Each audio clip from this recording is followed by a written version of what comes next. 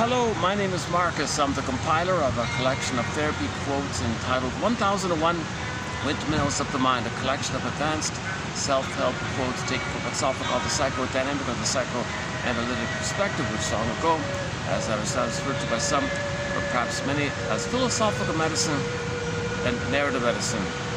This video will be part 5 of 5 on the topic of scapegoating.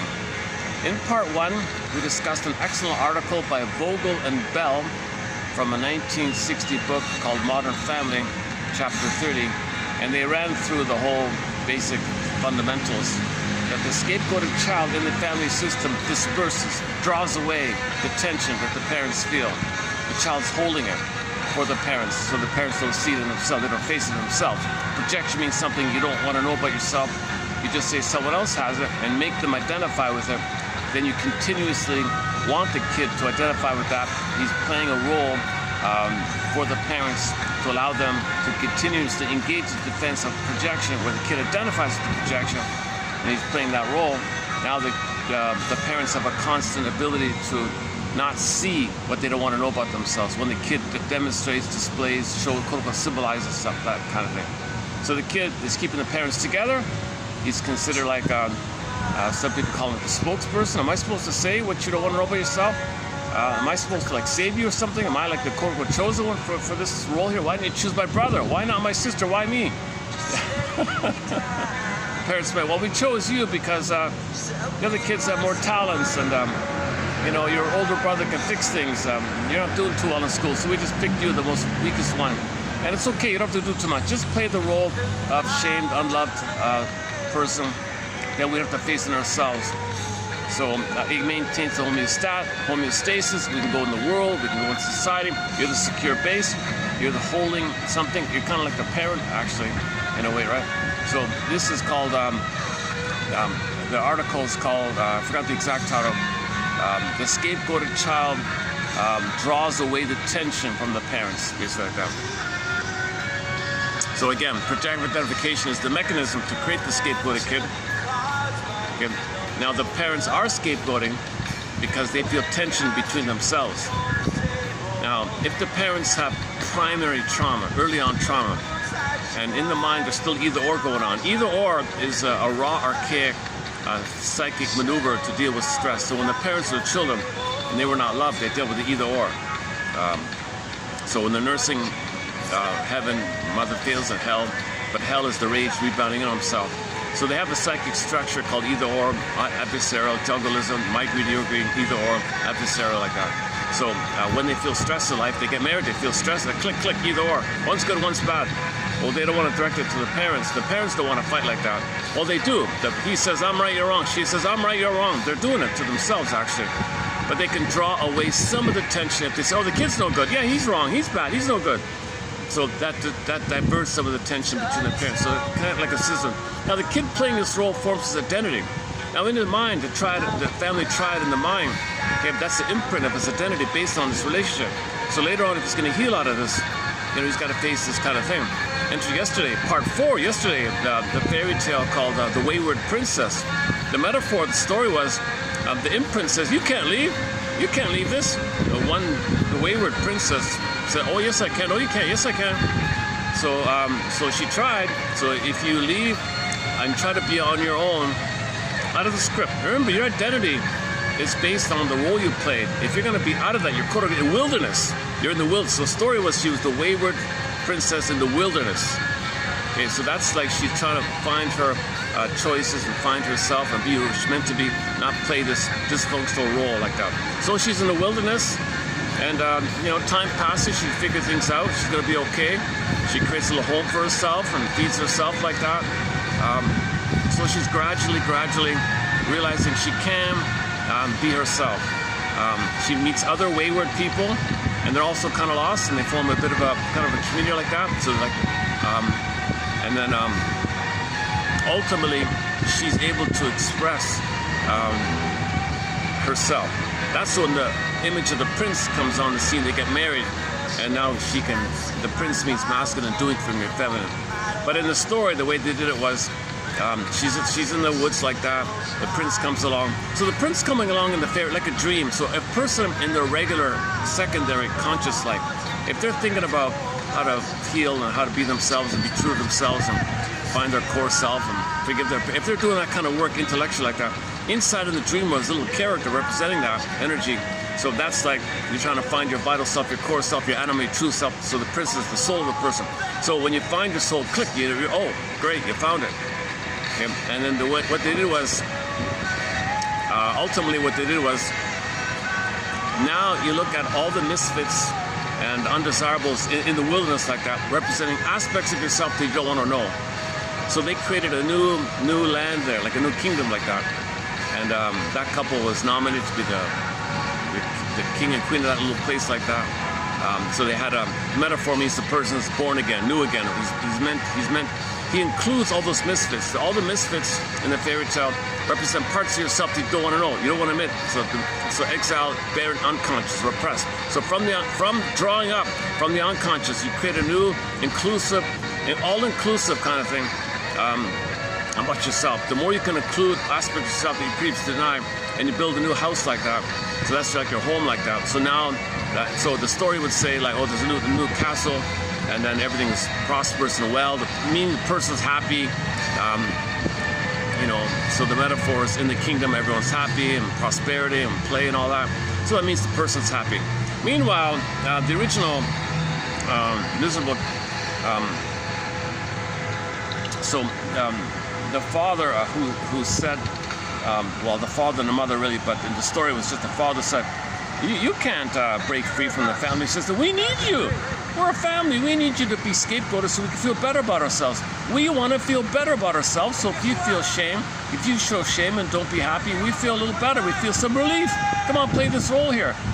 No, I don't want to play. Oh yes, no, I don't want. Well, I'm telling you, you got to play this role. So there's the hardship of trying to find yourself when you didn't get mother's love. The hero's journey is about finding yourself when you never had an original foundation of love to base it upon. So you're kind of exiled like that. So anyways, when the princess, the wayward princess, well, the image is the wayward, in the unconscious, the wayward prince is the prince that built this new land, everything's prosperous. Then the story is the father came on, curious about this new thing. He heard rumors, you know, there's this amazing place where people are prosperous and happy and creative, and people love being there, and they respect the princess, and he's kind of a little jealous, he's curious.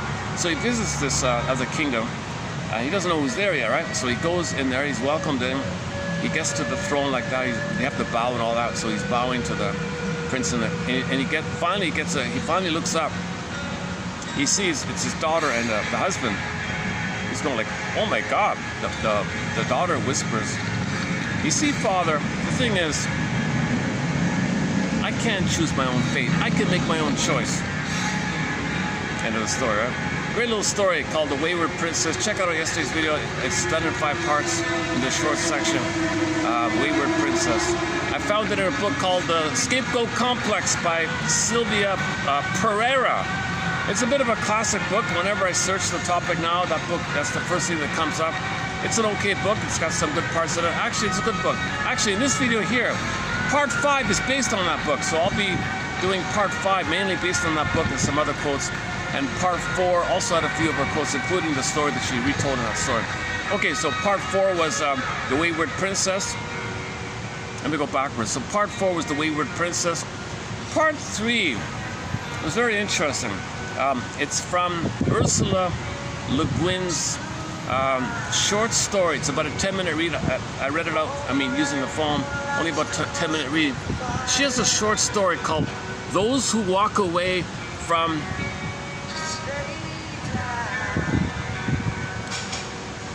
Osmala. Oh man, I have a hard time remembering this name. She made up a fictional name. Okay, in Oregon, you got a city called Salem. S-A-L-E-M. Backwards, how do you say that backwards? S-A-L-E-M. Melissa. Oh, Melissa. Then she took the O for Oregon at the beginning. Omelissa. Okay, the story is called Those Who Walk Away from Omelissa.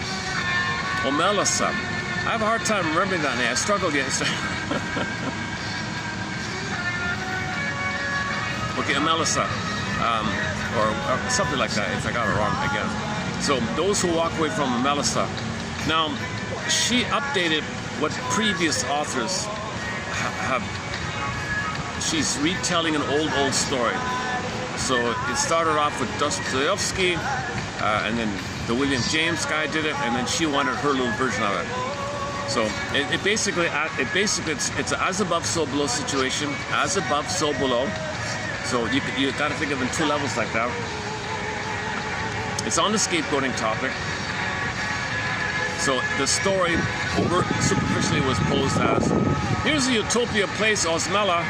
Everyone's happy. The condition is, in the basement of one of the houses, there's a suffering girl, bloated belly, malnourished, flies, moths, no light, crouched over, suffering, in pain. And that's the condition for the people in that village to be happy. That's the deal. If the kid is scapegoated, those people can have their part. They had horse races and amusements and like a fair and a festival and a buffet. They were doing the fun things that people kind of do like that, right? But the condition is that only exists because this little girl, the 6-year-old girl, meaning the soul of the person is exiled in pain. So the story is, people will eventually find out about this. Most people say, "Oh my God, really?" They feel helpless. What do they do about it? They ignore it and go on with the horse races and ignore it. Some people say, this is not right. I recognize they walk away kind of thing. So when you realize your soul is like that wounded girl in a tool shed, and you quote unquote walk away, okay, you're going to the wilderness, and your second journey, hero's journey. So you're beginning the midlife audit scrutiny period. So what do you do? The question is, what do you do when you recognize your soul is like that wounded girl in the tool shed and all that? Many people are just too much in pain to admit it.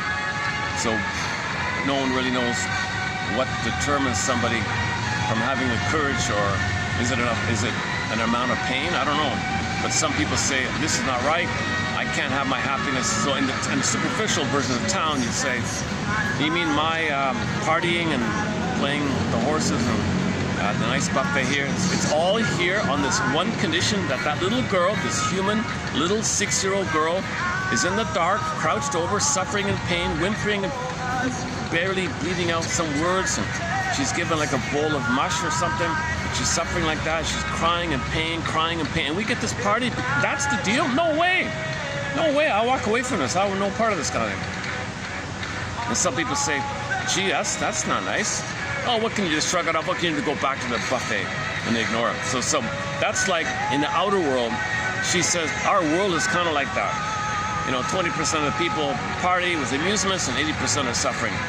So we already have Osmela. Her conclusion was we already have that kind of thing. But also, it's as above, so below. So in the psyche, our soul is like that little girl. If we realize our soul is like that, do we do something about it?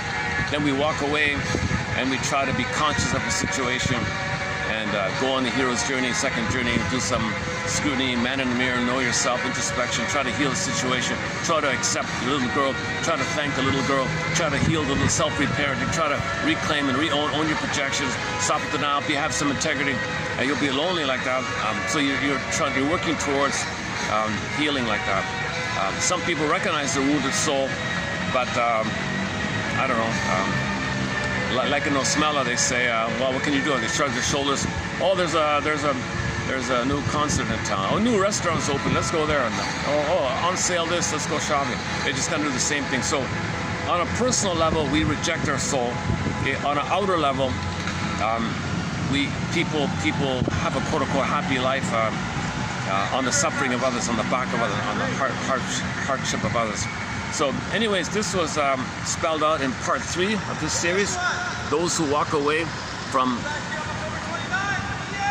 Osmela. Part 2 was some miscellaneous quotes from different authors, some solid kind of basic quotes. And then part 1 was the Vogel and Bell. That's sort of the key pillar article, I think. Vogel and Bell, 1960 article from that family, modern family theory. So I ran through a lot about the Murray-Bowen emotional triangle theory, like attention to the parents, disperse on the third. To get this whole, the third is holy, keeps the parents together, that's his identity. So the parents coax, prod, want the child to play the role. It doesn't have to be the scapegoat. It could be some other kind of role. The hero, the golden one, the star, the mascot, or be free, or be a clown, or there could be variations of it. If the role that the child is playing is such that the child, it's very conditional for mother's approval. He's got to sacrifice himself. His vital self, his core self, his budding beauty, his emerging self, his real self, his true self, his embodiment, his soul. Okay, it's got to be exiled and put, like the little girl, into the tool room and then bury it, and she's suffering. That's the condition. Mother, that's the condition. That's the condition to get your approval. My soul's got to look like that little suffering girl in the tool room. That's what you want from me. What the hell? Now, no child wants this. It's forced upon them. So all children, if they're assigned a role where it's forced upon them to exile their soul, imaged by that tool room girl, man, oh man. So denial. Okay, so now you have this escapism, fantasy utopia. You just amusements and distract, defensive living, false self-living. You're kind of like, you're lying to yourself in some kind of bubble, like imaginary life, and you think that's happy or something. And you're a slave to this, you're addicted to this, because that's a defense against the pain you're feeling. So when do you realize the situation? When you do realize the situation, do you maintain that status, or do you say, what the hell with that? Hell with that, I've got to heal this. Yeah. So they kind of fit together, actually. Now, these four pages really kind of fit nicely together. I think part 5 will complement the 4 we've done here as well.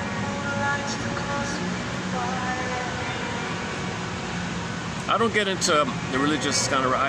It gets too muddled, confusing. There's too many associations with that stuff. I'm just keeping it on psyche splitting and projection, and defense and coax to play the role so you can feel better about yourself, dispersing attention. So when someone plays something about you that you don't want to know, then instead of it being in you, you see it over there, it disperses attention, releases attention, and you feel some relief. And you want to continue, that's the role idea. He's always going to play that role, so you always feel some release like that. It doesn't work. It doesn't work. What's that?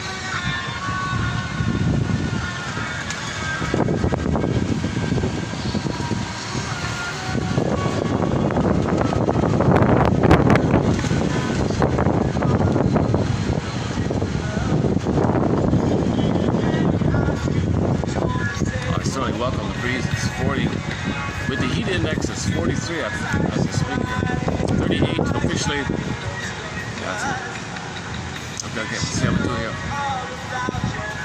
Maybe I'll do is just jump into part 5 then. So this part 5 will mainly be from Miss Pereira's book and a couple of some other authors.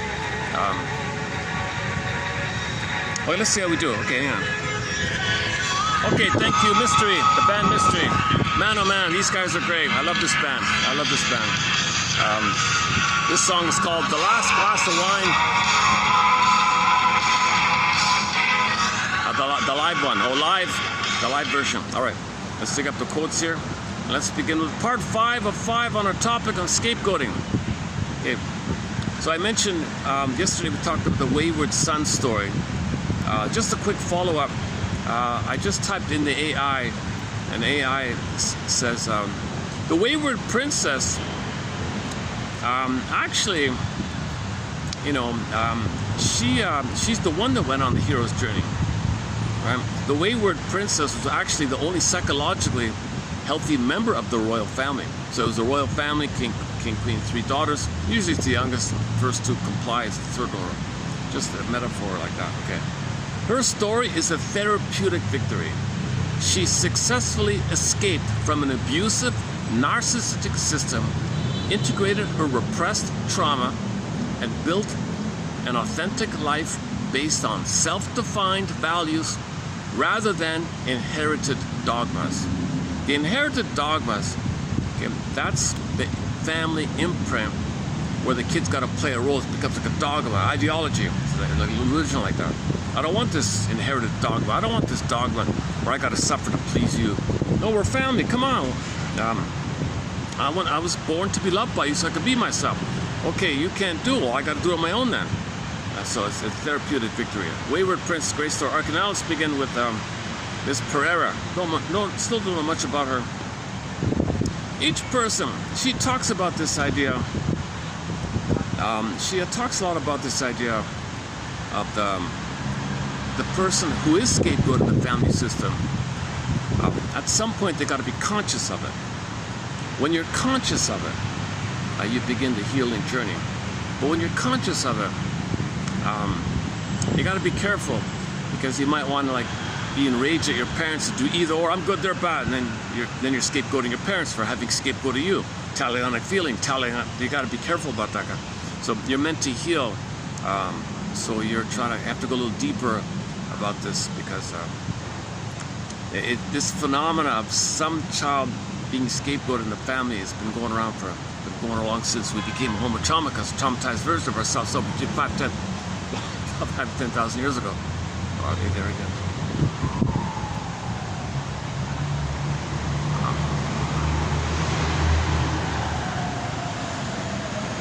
I wish I had this place to myself. I'm gonna open public smoking section here. Okay, each person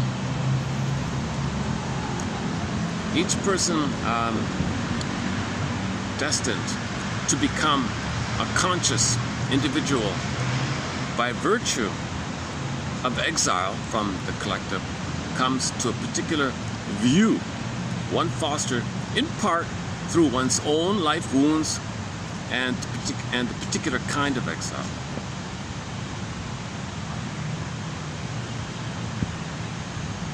Okay, so if the child's scapegoater, his destiny is to become conscious of the number one.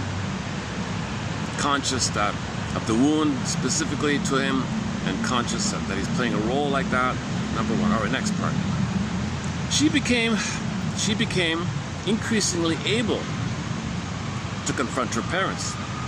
Okay, so at some point you got to speak up and find out really that this happened. You scapegoated me, mother? Seriously? So, the greatest hurt of all, mother failed me, she scapegoated me, she used me to make herself feel better about it. You hurt me to make yourself feel better about it? So you got to find your voice about this at some point. So in the grief process, there is some anger as part of the grief or process. So she found it. She found her voice, and she spoke up for her. Now, of course, the mother's not going to confess. How dare you?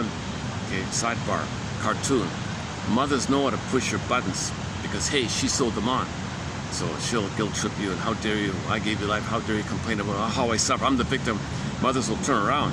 You're complaining about me? Seriously? I'm the victim. I had it way worse than you. You had it way better. So mothers won't voluntarily give you the key, the secret, the truth. Okay, the key's on a mother's pillow. Remember the soul in the Iron John, the soul's in the cage, need the key. Where's the key on a mother's pillow? I.e. the mother did it unconsciously. The mother unconsciously scapegoated the kid. So when you realize you're a scapegoated by your parents and you confront them about it, they don't know they did it. They don't know they did it. 9 times out of 10. Maybe a part of them, maybe later on they realize and they can confess. That's the more enlightened parents. They're honest, have courage, integrity to help their kid heal. I'm sorry, we didn't know what we were doing, but yes, we did this to keep ourselves together. I thought we'd divorce if we didn't have you. And one version is the father said, she's, one version of the scapegoating was, oh kid, you know what, you just align with her. I want to be free. She doesn't love me anyways. So here, you'll be swallowed up by her. She'll dominate and use you, control you. She'll want you to nurse her and take care of her. She spends all of her time. She ignores me, doesn't want me. So fine, give me my freedom. Sacrifice idea. Right? That's from the book called When He's Married to Mom. So the man says, yeah, go fine, be one with the mother. Let me be free. He goes to the garage, plays with the hobbies. And in the animated, in the mental hygiene film called Overdependency, 1940 something, the kid went to the garage. Dad, I don't want to like this. I don't want to be engulfed and always take care of mother. I have to play with her all the time and do things for her. She wants me to give her massage, back rubs, and oh my God, I want to hang out with you. I want a world outside the mother. She's engulfing me and smothering me, and she's guilt tripping me. She's telling me I can't talk to you. She's telling me you're bad and she's good.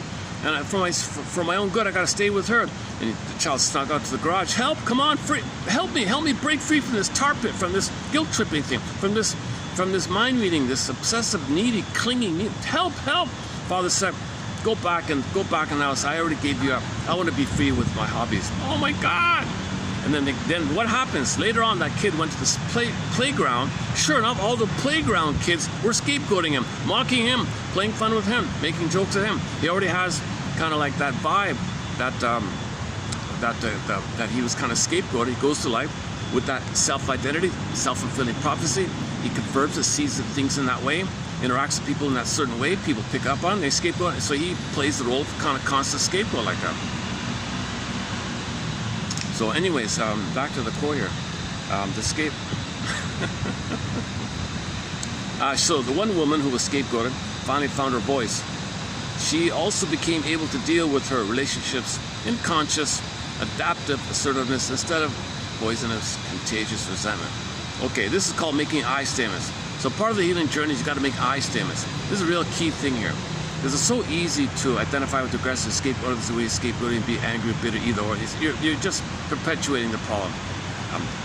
Treating others the way you were treated doesn't heal how you were treated. Making the Faustian deal, having the Talionic Faustian thing of the revenge fantasy of doing others with mother doesn't undo or master what happened to you. So the out is you got to make I statements. You got to be more conscious and have what's called clean anger, clean assertion. I feel what's alive in you, and share that. I realize others might be triggered. You ask for a little understanding. They freak out because when they want to understand, they were scapegoat, too much pain, they can't understand you. But you got to understand that they can't understand you. You got to have a more deeper empathy. So the scapegoat ones have a kind of a deeper psychological work to do. So they're kind of quote unquote, they're going to end up like the teachers and the healers of the world. Kind of that's the idea. I guess we need teachers and healers so people get scapegoated. Come on, figure things out. I don't know, something like that maybe. This guy's the so-called archetype or not. No, oh God, oh Jesus Christ. I don't like using that word either. I slipped out because I read this book here. She's a follower of Mr. Young, so there's a little bit of this annoying jargon here. Oh, I want to follow up on. I have a theory now from this morning about Mr. Young. So hang in there with me. See what you think. Okay, back to Miss Pereira here. Just as, so her analogy for this is, if you were scapegoated, can you digest it and then quote unquote be immune to it? Then you don't have to do it or be affected by it. So that's like the idea of like understanding it, digesting it, processing it. Just as the healer in the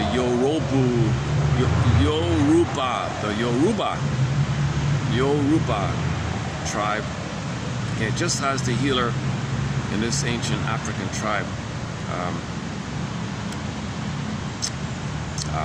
was infected with the invaders, white man's disease, right? But he managed to heal. He actually recovered from it. He didn't die. He somehow used herbs and figured a way to. He healed it. So he became a healer himself. He became a holistic doctor himself, and he treated people who did have it. He himself recovered from the disease and therefore was immune. So the individual. So in like manner, the scapegoated person. So the individual disidentified from the scapegoat complex can confront similar wounds and guilt in others and become an agent of consciousness and healing. So if you heal your scapegoat role or complex, or that you played that role, it's deep in you and you healed it, then you see in others, you understand in others, you won't be affected by it, you know what's happening beyond it, so you can help others. So the healers, all healers are wounded healers, right? All right, the scapegoat phenomena is the general problem of shadow projection. Yeah, so the reason we scapegoat, it's a defense mechanism. Scapegoating is a defense mechanism. The parents want to do something to get away, assuage, explain away, hide away, deal with the pain and anxiety of something about them they don't want to know. That's called the shadow. In the unconscious, something about you that you don't know. It's called the shadow contents, shadow elements, shadow fragments. Aspect yourself. It's in this unconscious twilight zone, next stop dark. Okay, underground shadow, unconscious are synonymous. Freud says unconscious, Jung says shadow, same. Okay, the shadow self knows. Okay, the shadow knows, the unconscious knows.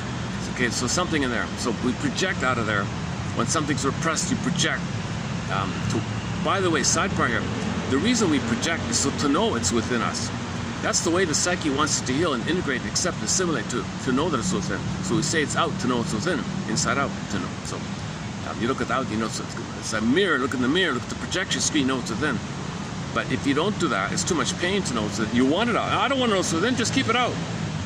So hey kid, you're no good, unlovable, unworthy, and a failure, okay? Not me, you play that role. Come on, you play that role. I want you to play that role. Otherwise, I punish you. Otherwise, I don't want you. You play the role, then I accept you. So parents will reward the kid for playing this functional role, and they'll punish them if they don't play it. So back to the yesterday, the wayward princess. She said,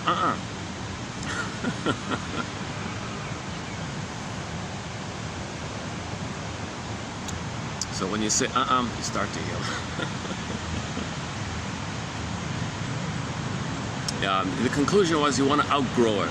You want to outgrow and not be stuck in there. Arrested development, stunted development. Remember, your identity's formed in the family system, but your family were dysfunctional. You're dysfunctional. So your dysfunction, your personal dysfunction, is intertwined with your parents' dysfunction. You got to keep it. So that's why it's so hard to get out of that kind of. So she's a hero. She's a great story. That story, that story is over 1,000 years old. Can you believe it? Written in, some guy wrote it down in the year 1000 and something. I'm surprised there isn't a major film. It's a fun, good story. It's a variation of a common pattern, but I think the way they put it, the way they did it, has some extra elements to it. It's richer. I find it's such a short, simple 3-minute story, but it's rich, it's jam-packed. I tried to read it on the phone, it was just over 3 minutes, so I bailed. I wanted to have it completely in. And so it's about it's a 4-minute fairy tale. But man, oh man, it's really condensed. It's like a dream, it's really condensed. That's why it survives these kind of things. And so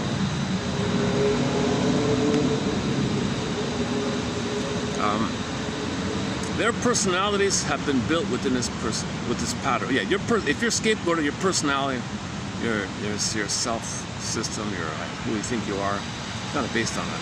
Thus, they are called. You're called. Everybody who's traumatized is called to carry, to become conscious. Everybody's called to be conscious. The age of awareness, the age of consciousness. Yeah, yesterday's topic. There's enough information now for humanity, for us to declare ourselves in the age of awareness. Okay, no more age of darkness, age of anxiety, age of narcissism. There's enough material. We have enough material, including these 20,000 quotes, just a crumb. We have enough material out there to declare ourselves as being now in the age of self-awareness. Reuben Fine, who wrote that essay, that was just before the internet, right? The 70s, 80s.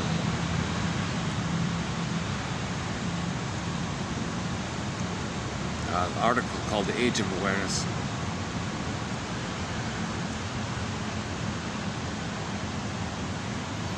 Oh, hang on a second. Let me get my fan back. I'm sweating already. Oh, this little plastic fan is a big help. So it only lasts for an hour, but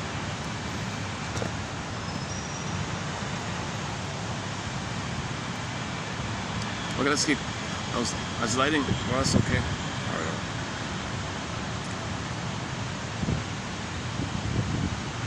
These individuals are left with the need to discover and relate consciously to its specific meaning in their lives. In this search and service is their healing. The healing. So how do scapegoats heal? How do they heal? Well, you got to discover it and relate to yourself consciously. This search is the healing. The next part here. Exiled scapegoats. Okay, different topic here. Exiled scapegoats serve.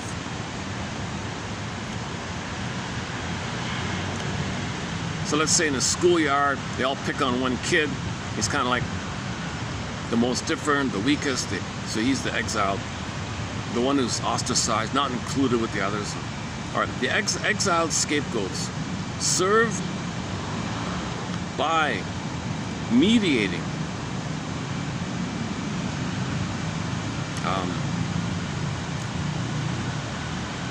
necessary to individual and collective life. So they're the mediators, they're the spokespeople. Again, they're the teachers, healers, bridging the wilderness and the town square. They got to bridge the two. These exiled scapegoats, like in the kingdom of the wayward princess, there's a kind of like a loose recognition that you're not alone. There are other wayward princes and princesses. There are other quote-unquote nonconformists. There are other scapegoated kids. You may not know each other too well. You don't know how to relate too well, but you're kind of like in the same kind of thing.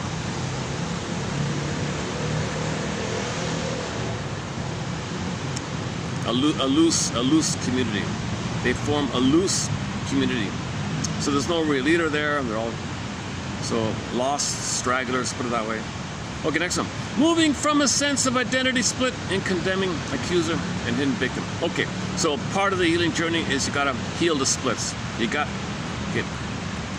Part of the healing journey, scapegoated kids have either or, because the parents had either or. I'm good, you're bad.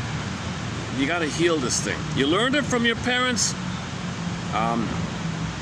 but you gotta heal and find both and. Both and is the two sides. Both and is the suffering. It's hard to hold the both and. It's hard to contain the two sides. Third side of the coin. Both and. Every story has two sides. It's hard to do the both and. So it's not, you gotta get out of this thing in your brain of frozen child, freezing parent, or victim and accuser. Okay, so the front cover of the book's the accusing guy, right? The guy pointing the finger. You're guilty, you're guilty. Okay, so that's the accuser one, right? Your own anger. That accusing finger is really a symbol of your anger and demand that mother love you, but block turn to yourself. You're no good. You gotta be a mother to love me. I'm not mother. You're no good then. No, I can't be my own mother. You gotta be. I can't. You gotta be perfect. I can't. It's just always barraging you like that. Okay, that you loop it back. The accusing finger guy, whatever his name, I forgot his name. You loop it back. It's a symbol, it's a personification, it's an image, a symbol like Picasso to represent the baby's rage and cry for love. Love is when the need for love is not met. He cries, he's upset, he's scared, feeling shame and what's going on? What's the deal here, mother? Aren't you there for me? Don't you love me? What's the deal here? You gonna abandon me? No, don't do that. If the child is so afraid and the fear builds up, now he's angry. Okay, now he's angry. Now he's desperate and rage, destructive fantasy to kind of devour. Yeah, and come on, mother, you're hurting me. You can't be angry at me. Come on, mother. So that's kind of like the accusing finger already, right? But it turns in on himself. Block. You can't accuse me. Can't blame me. Goes on himself. I blame myself. Okay, you're supposed to. Blame means anger. Blame means cry for love. Blame means need for love not met. Blame means I want love. Blame means I need love. Blame means I want the connection, the attachment, the proper relationship, secure attachment style. Blame means I want that. Blame like a label. You're dehumanizing with the labels now. So you're no good. You're this. You're that. You're insulting. Okay, it's still anger. Labels and judgments. These are all extreme form of anger, and when you're saying a label, you're dehumanizing it. So now you're getting dehumanized because you're so desperate to control something. You're desperate. You thingify. I want to control. How can I control you? How can a baby control the giant mother? Or make him a thing, but do it to yourself, control yourself.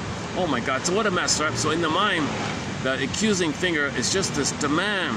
Come on, for Pete's sakes, mother, be a good breast.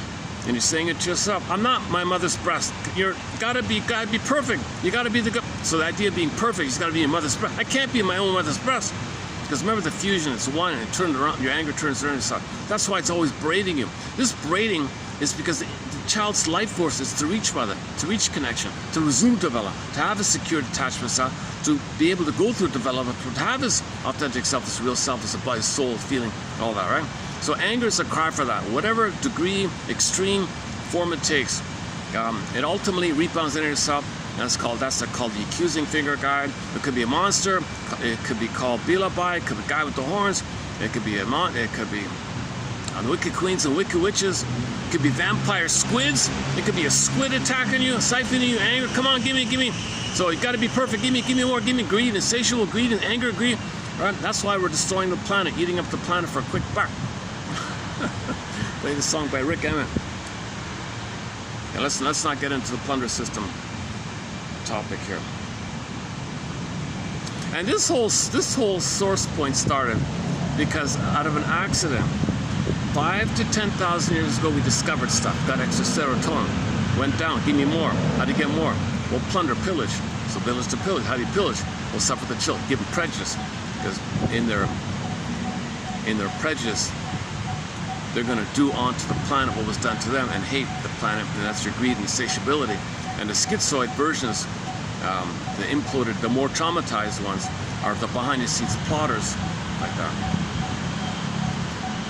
Okay, let's not do the plan. I ran through portions of the plunder system topic in recent videos. I got to give it a break. It's a 50-hour topic. Needs to be updated. Where are we here? Yeah, so we got to move from a sense of this either accuser or either victim. Okay, next one here. Individuation. Okay, oh, that's it. Okay, the next part is just some Miss Pereira's definition of terms. So she has a little mini glossary at the end of her book. So I just took a couple of them here. Individuation, we always hear that word, individuation. The conscious realization of one's unique psychological reality, including both strengths and limitations. It leads to the experience of a sense of self as the regulating center of the psyche. Okay, that's called embodiment, soulment. Okay, you're in soul, you're in body. That's your center, your home within. You come from that's the feminine. Okay. Now most people reject that. The little girl in the tool shed in the Ursula Le Guin story, they reject it, so they're not coming from there. They're not individuated. They're still looking for Sybil's a mother, okay, or manically denying the pain of not getting mother, or fantasizing that Sybil's can be mother. It doesn't work. Numb the pain, search again. Numb the pain, search again. So they're in this quote-unquote fake manic utopia. It's not a real utopia, obviously. Okay, projection. We always hear about the word projection. The process whereby an unconscious quality or characteristic of one's own is perceived and reacted to in an outer object or person. Okay, so we need to withdraw our projections in order to relate to the reality of other people. If you want to relate to the reality of other people, you want to withdraw your projections. Because if you're projecting, you're not seeing them for who they are. You're only seeing something about you don't want to see, and you're relating to that. And then other people are saying, well, what's this? I'm not this thing you're saying about me. What are you projecting onto me? Okay, we always hear the phrase puer aeternus. Okay, this is a Latin term meaning eternal youth. This is the puer, the Peter Pan, doesn't want to grow up, eternal youth. Indicates a type of man who remains too long in adolescent psychology, generally associated with a strong unconscious attachment to the mother. Okay, however this bond to the mother. If she was physically there, she hurt you, that's one way. She was absent, and that's another way, so symbolic. However it happened, the more you don't get love from your mother, either by neglect and avoidance, she's not there, or physically rejecting, or gaslighting, or doing these awful things, the more you don't get mother's love, the more you're bound to her, the more you can't grow up, Peter Pan syndrome. And the female version is called puella. Positive traits are, where are we here? Oh, his female counterpart is the puella. the eternal girl. So if it's a girl with this, she's called Puella.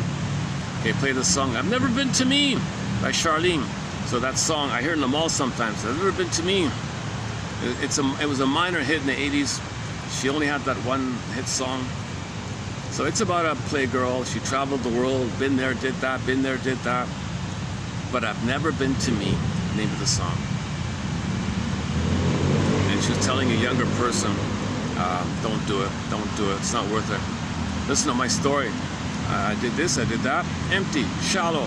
I've never found my soul, never loved anyone, never trusted anyone. I was just manic Peter Pan flying away, playgirl mode. Sounds glamorous, does it? You think so? I'm telling you, you're on the verge of that, aren't you? You think it's glamorous, right? I'm telling you, I did it, and I've never been to me. You do that, you take that path, you'll never find yourself. And the more you play that, the harder it is to find yourself. You're young, you got a chance. You've got a guy who likes you, right? And I think you're pregnant or something. Make a family. Seat therapy. I've never been to me. Puella. We have a lot of songs on this topic. A recent one is called, by the band Mystery, called, oh boy. I just played it off of P6. Slave to Liberty. Yeah. So he was flying around in a defensive mode, like Pirkin, like Don Juan, like a playboy, and he was a slave to that. He thought it was liberty. No, he was a slave to defensive escapism. That's not real liberty. And then the other one is The Rapper by the Santos Band. The Rapper, he's a charming playboy, promiscuous person. And oh my God, we have other songs on the Playboy. And if a girl likes a playboy, oh no, okay, let's just hang on here. Okay, that's right. Shadow. Oh yeah, shadow. Okay, we always hear this. The shadow knows, right? The shadow. An unconscious part of the personality characterized by traits, attitudes, whether negative or positive, which the conscious ego tends to reject or ignore. Consciously assimilating one's shadow usually results in an increase of energy. So when you reclaim something you didn't know, that's energy in there. And so now it's free for you, available for you. Instead of using energy to push away something, now that energy is free for yourself because you accepted it back into yourself. So the energy is free for you. Like people who are quote unquote depressed, they press the self-help people say, well, you're pressed down. It takes energy to press down your vital self, your core self, your true self. Well, accept your true self, and then the energy that was used for pushing it down, it can be free for living. And you link it, and your life expression is to express what you denied before. So now you're much happier. So when glass on here. Okay, this is a new one here. The Jungian people use this, so let me just experiment with this here. We often talk about the third side of the coin, the both and.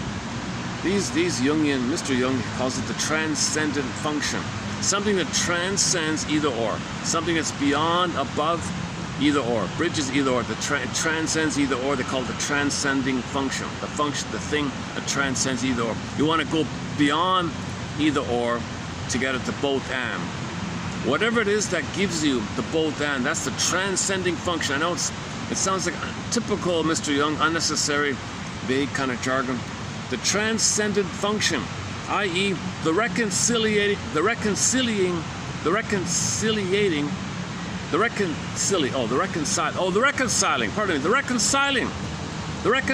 third, it's the third.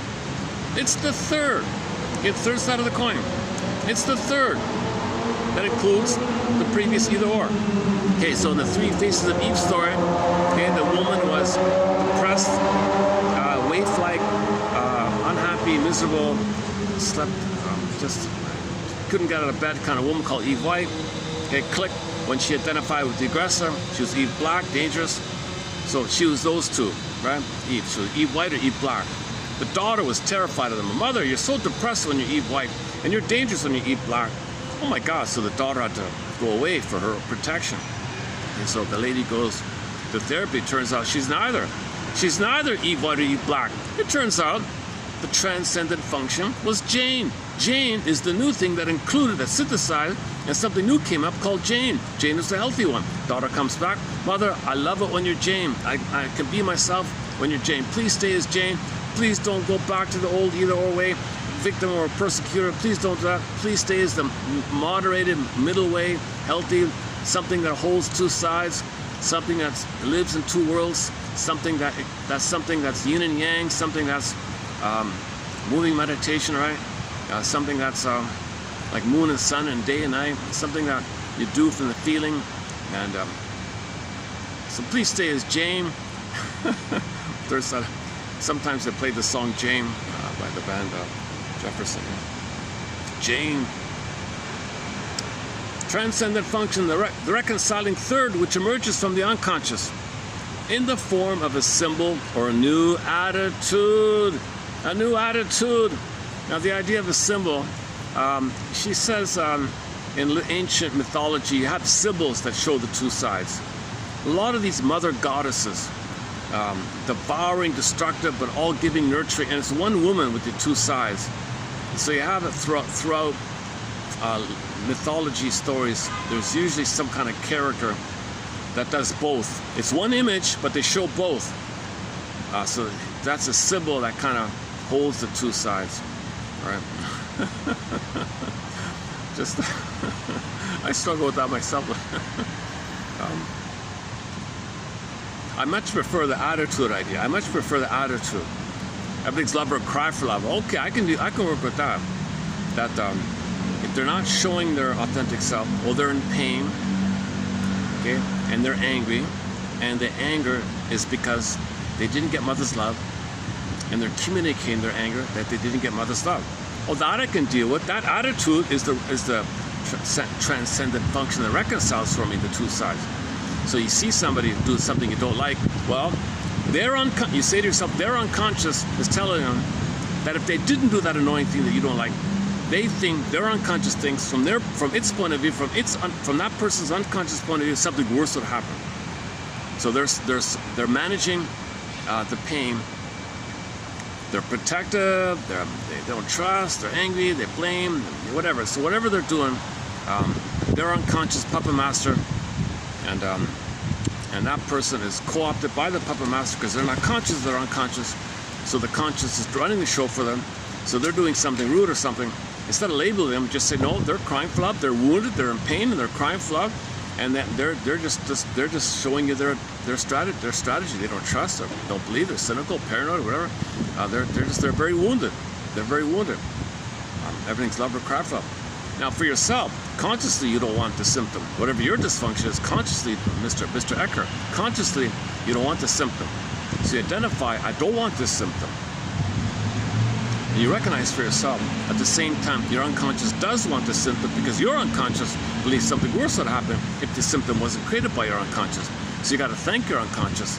At the same time, recognize the huge cost, the sadness, and pain of this, and all the time lost doing this. So you got to hold the two sides, that you're conscious, like left brain, right brain, like consciously you don't want it, but your unconscious does want it.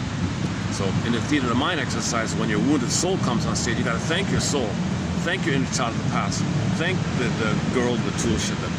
You got to thank whatever version of your unconscious soul is. Thank your soul for adopting what it adopted, creating those symptoms, doing what it did, holding it all, keeping it together. Okay. New self-help, the latest self-help exercise I took, I called Dear Past Me. Dear Past Me. So you scan your life, look at your life in time and past, and write a thank you letter to all your past views of you, past versions of you. Start when you were a baby maybe. Dear Past Me, thank you for spacing out because something happened and you spaced out to survive. You couldn't run away, you couldn't ask for help, you spaced out, you survived, you coped. Woo! Whoa, that was a close one, eh? Thank you for dealing with it. You saved me, I'm here now, right? Thank you for managing to protect yourself from this overwhelming, shocking trauma that you experienced. So disassociation is kind of like the most desperate. Disassociation is you want to flee, but you can't flee. Obviously, you can't fight with the mother, and you can't flee with the mother, so you escape in the mind. So that's the possum thing. Your body's there, but your mind, a little bit like that. Okay, and then you go through junior kindergarten, senior kindergarten, grade 1, grade 2, all the way up, and just scan your life. And whenever you made a decision in your life, dear past me, thank you for doing that. With the attitude of gratitude that you did the best you could in that situation. It's not about regrets and all that. It's just, dear past me, thank you. Dear past me, you know, when you were 30, you did the best you could at that time. Thank you. You know, and just so on like that. Now, as you do the exercise, you kind of pause and you're able to update things because the knowledge you now have, you can apply to the situation you're thanking yourself for, and you can update things. Now you can see people in the past in a new light. You know, maybe the parents were impaired. Maybe the parents were scapegoated their family systems. Maybe one of the parents has a schizoid personality. Maybe one was hysterical or something. You know, things like that. So now you can update things that they're wounded children. Have empathy for your parents.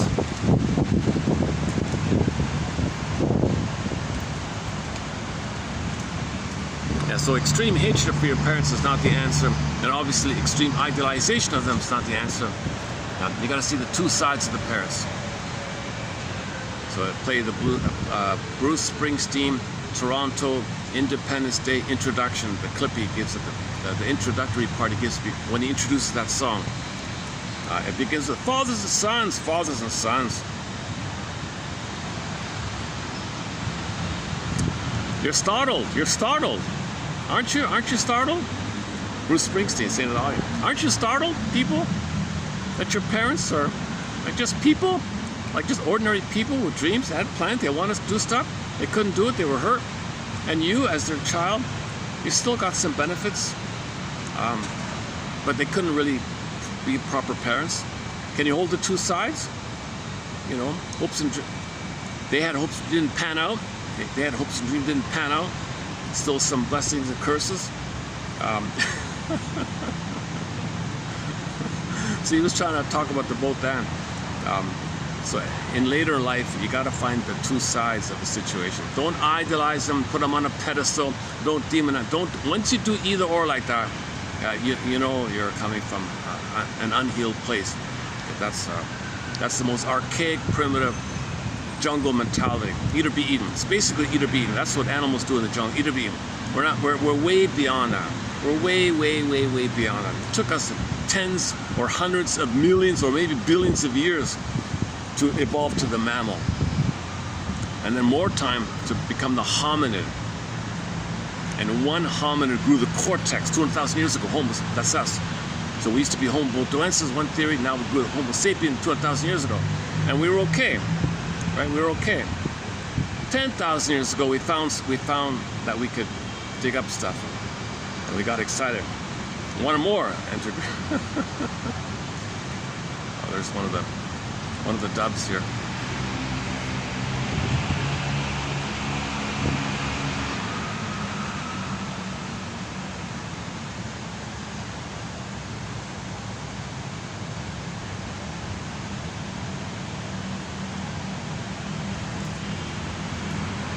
Okay, so we have let's see how we're doing here.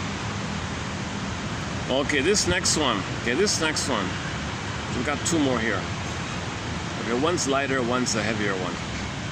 Maybe I'll take let me just take a little musical break here. And we'll continue. So hang in there.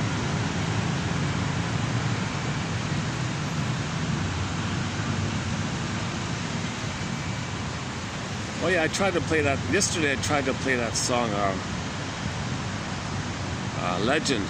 Let's give that a try again. "Legend" by the band Mystery.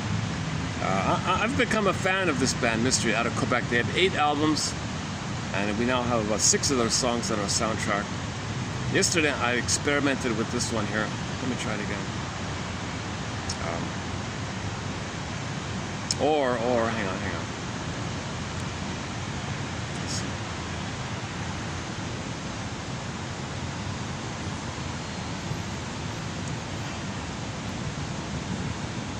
I'll just stick with the opening song, "Glass of Wine." Okay, let's play Legend again. Okay, So I'll see you in about 3 minutes.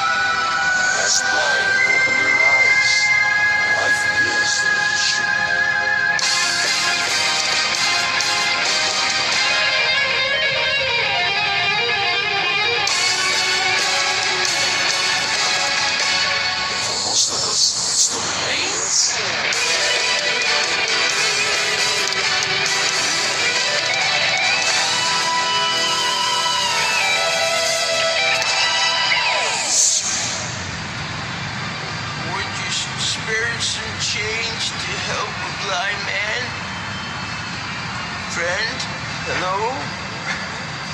Could you spare some money for the blind? Spare some change? A few pennies to help a blind man?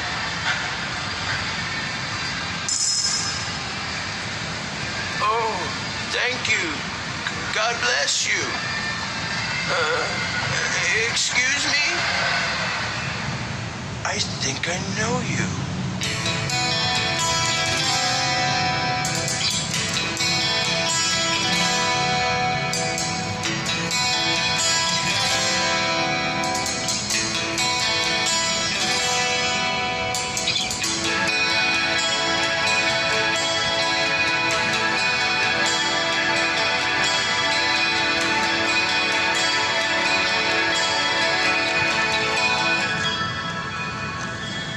Yeah, that last, I forgot about those vocal parts.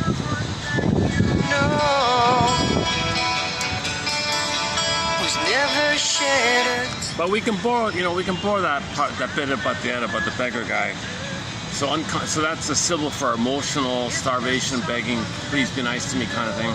Don't I know you? Well, it's your own soul talking to yourself. Your soul is saying, hey, I think I belong to you, don't I? Oh, you were nice to me. Good, thank you. Something like that. Yeah, so her point, okay. This woman's point, one lady's point is that if you see, like if you're a conscious scapegoat and you see somebody poor or whatever, recognize that maybe in their family system they were scapegoated. We're all interconnected because maybe you work for that family that homeless person's from, and that homeless person makes their family feel better. They run a company, you work for their company. Like, we're all kind of connected like that. So if you're a conscious scapegoat, you benefit from the system. And the scapegoats are paying for everybody. like just in general, scapegoats are kind of keeping things together. They're the quote-unquote saviors. They're the kind of chosen ones or something, the scapegoats, right? I don't really like that phrase. Nobody chooses it, right? It just kind of happens, like it's forced upon them. So it's going to be forced upon somebody to. It's called, I prefer emotional triangle. Murray Bones. One of the most popular theorists in family systems theory is Murray Bowen, emotional triangle. You got the two there, too much tension, disperse onto the third.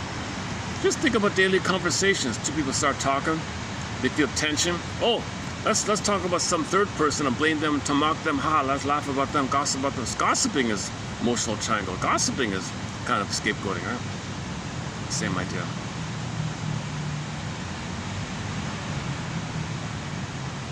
Now, some people may feel better seeing the homeless people. They don't feel they're emotional homeless. By comparison, they feel superior to them. So they function to please others around. You don't like it, but maybe others like it. And others liking him, it makes them function in society, and you benefit from society. So scapegoated people, they're a team player, like they're a member of all this, right? We're all one family like this. So she was kind of saying things in that. Let me do that one there, and then go back to the. Okay. Because scapegoating processes can be so subtle, many scapegoated adult survivors fail to realize that they have suffered from psycho-emotional abuse growing up. Okay, so parents doing the scapegoating, it could be passive-aggressive on their part, baiting and prodding, these subtle little digs, and, you know, playing innocent, hostile innocent. I'm so innocent. How dare you blame me? I'm such a good mother. You know, those kind of things. I hypothesize that the scapegoat is, in actuality, the repository of intergenerational trauma versus the more literal family, quote, sins. Remember, the selection of the scapegoated family member is fueled by unconscious processes. Come on, people, she says. It's not really like the family holds a meeting and the family says in the family meeting, all right, family, let's choose Janie, or how about we choose Johnny to be our scapegoat? What do you say? So that we can project our unconscious stuff onto Janie or Janie, and then we can feel better about ourselves. Let's take a vote. What do you say?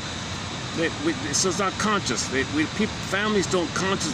The father and the mother who's fighting and not happy, and they have a kid, they don't conscious. Hey, we can make ourselves feel better if our kid's a failure, if our kid's naughty, if our kid's angry, if our kid does this. We feel a little better. We can focus on the kid in whatever way we can figure it out. So it's not like a conscious thing. As the family identified patient, the scapegoated child acts as a container for the family's unfelt, repressed anxiety and trauma. Other roles common to dysfunctional families are, okay, the star child, the hero child, right? The quote-unquote the golden child who's idealized and do no wrong.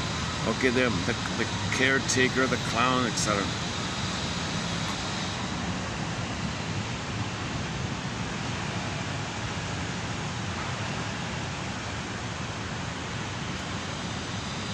Okay, this last one here, because here's I'm just guessing around here myself here. I'm starting to think that this Jungian thing, it's been very helpful all around, because they give you interpretations of myths and fairy tales, you know, a variation for unconscious shadow and shadow projection, unconscious projection. And it's a huge following. He was a charismatic fellow, I don't know, 7 foot tall guy, I don't know what, or something like that. Women would jaunt him or something.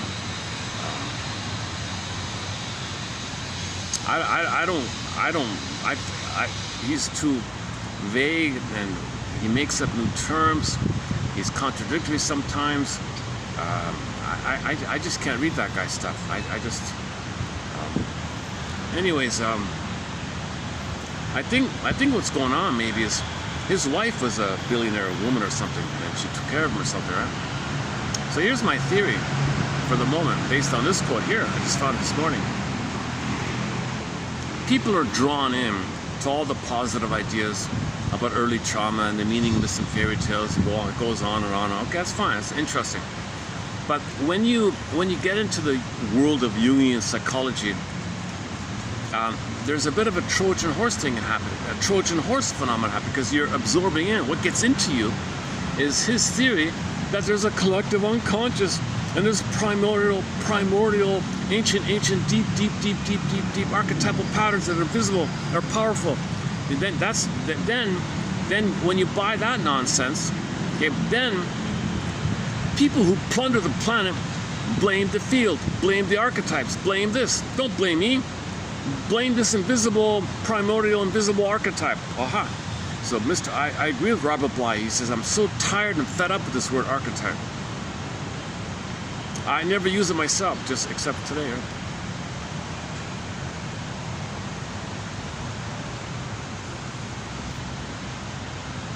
So if you want to plunder the planet, you just blame the archetypes.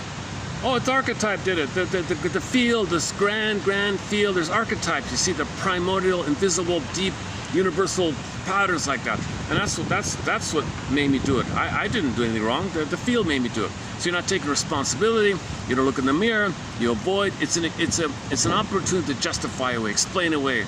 Okay, not take responsibility. Just blame the field. Just blame something else. So this is your escape. So it's a defense mechanism.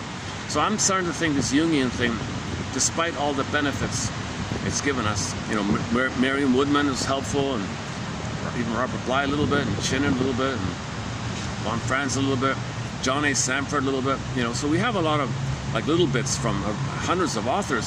So he influenced a lot of people who were kind of helpful. But if you really embrace the Jungian thing, that means you're kind of accepting by default, okay, by Trojan horse idea, you're going to get sucked into this belief, oh, there's a collective unconscious with patterns in there. That's what controls everything. Oh, give me a break. Give me a break. So this is an example of what I'm talking about. Here's an article about scapegoating. Now get this. I checked out the name. It's written by a guy whose family plundered a country. His family invaded a country, or others before him invaded and they bought her or got taken over. I don't know, Spanish American, some kind of thing like that. So this guy's family pretty much runs this country. It's got over a million people in it, right? So they own the thing. They're the shadow government. They put in the puppets, and they're linked to the whole system, the plunder system. So you got this family that controls this place. It's got resources, so they siphon, they plunder. So this is the family that's kind of like there on the localized place that's doing the plundering, handing it to the upwards like that. So he's a pillager and a plunderer. This very same guy, a family member of this family that's plundering this country, this guy here, writes this article about Jungian psychology. And here's what he says. He says, well, to quote from J. Graven, quote, man is a wolf to man. See, right off the bat. So now he's blaming Mr. Graven. Man is still a wolf to man, and when the law of the world is still the law of the jungle, blah blah blah. Okay, so there's another rationalization. Instead of taking responsibility for being a wolf, he says, no, somebody said it's just the way it is. Blame the field, blame the unconscious archetype. So then he says, you know, and so here's a rationalization. So here's a good rationalization. What I'm trying to get at, Jungian psychology is used as a cloak, as a camouflage, as a screen, as a fooling thing, a Trojan horse, yeah, like a religion in a way, to plunder a place. And he's doing it. He's plundering. Well, you see, if man, like he said, if my buddy says like this, and I gotta look up to this guy. What's he talking about? Okay, see, if it's like that, then in such a climate,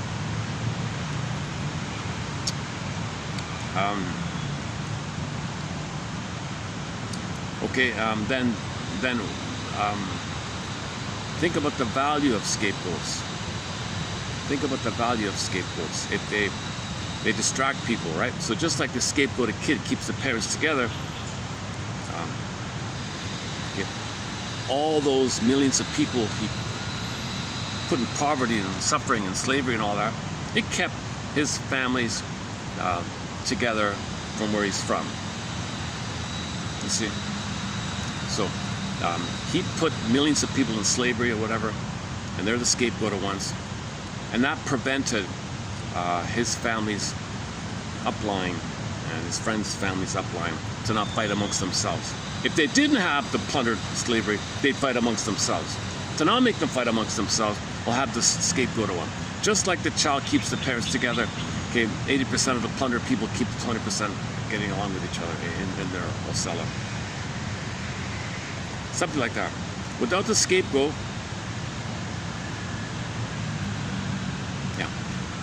the scapegoat has value for the group by drawing the destructive energies away from within the group.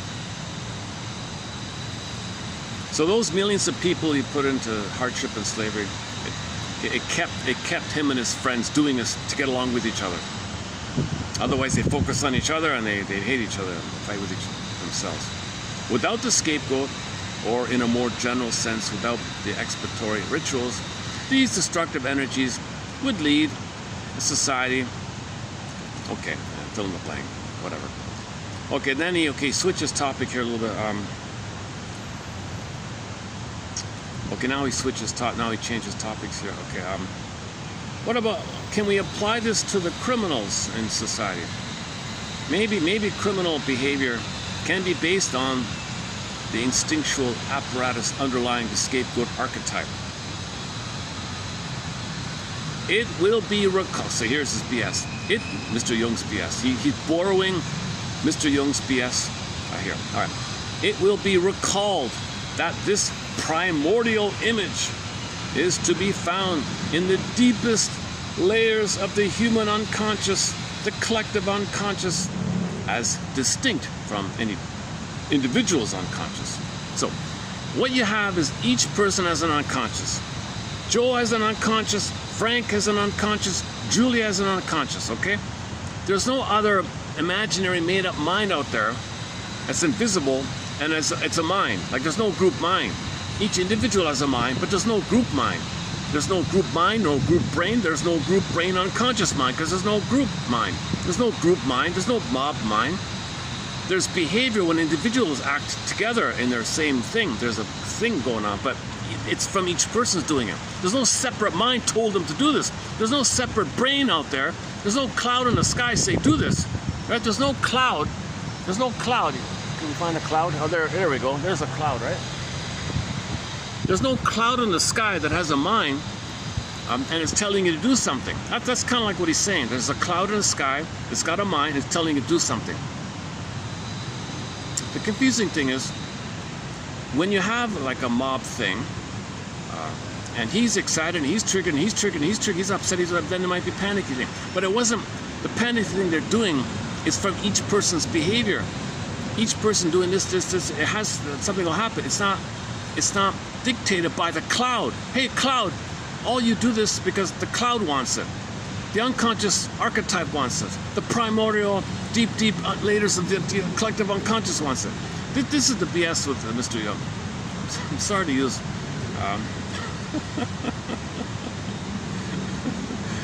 You know, it's funny. Robert Bly has the same kind of annoyance with this topic. Okay, could criminal behavior be based on the instinctual apparatus? Instinctual. And he gives this long quote from Mr. Jung about this primordial. And it goes on. Oh, I skipped that. I'm not going to read that nonsense. It's like blaming. It's just you're making up something to blame. Like If a mother hurts the baby, she'll say,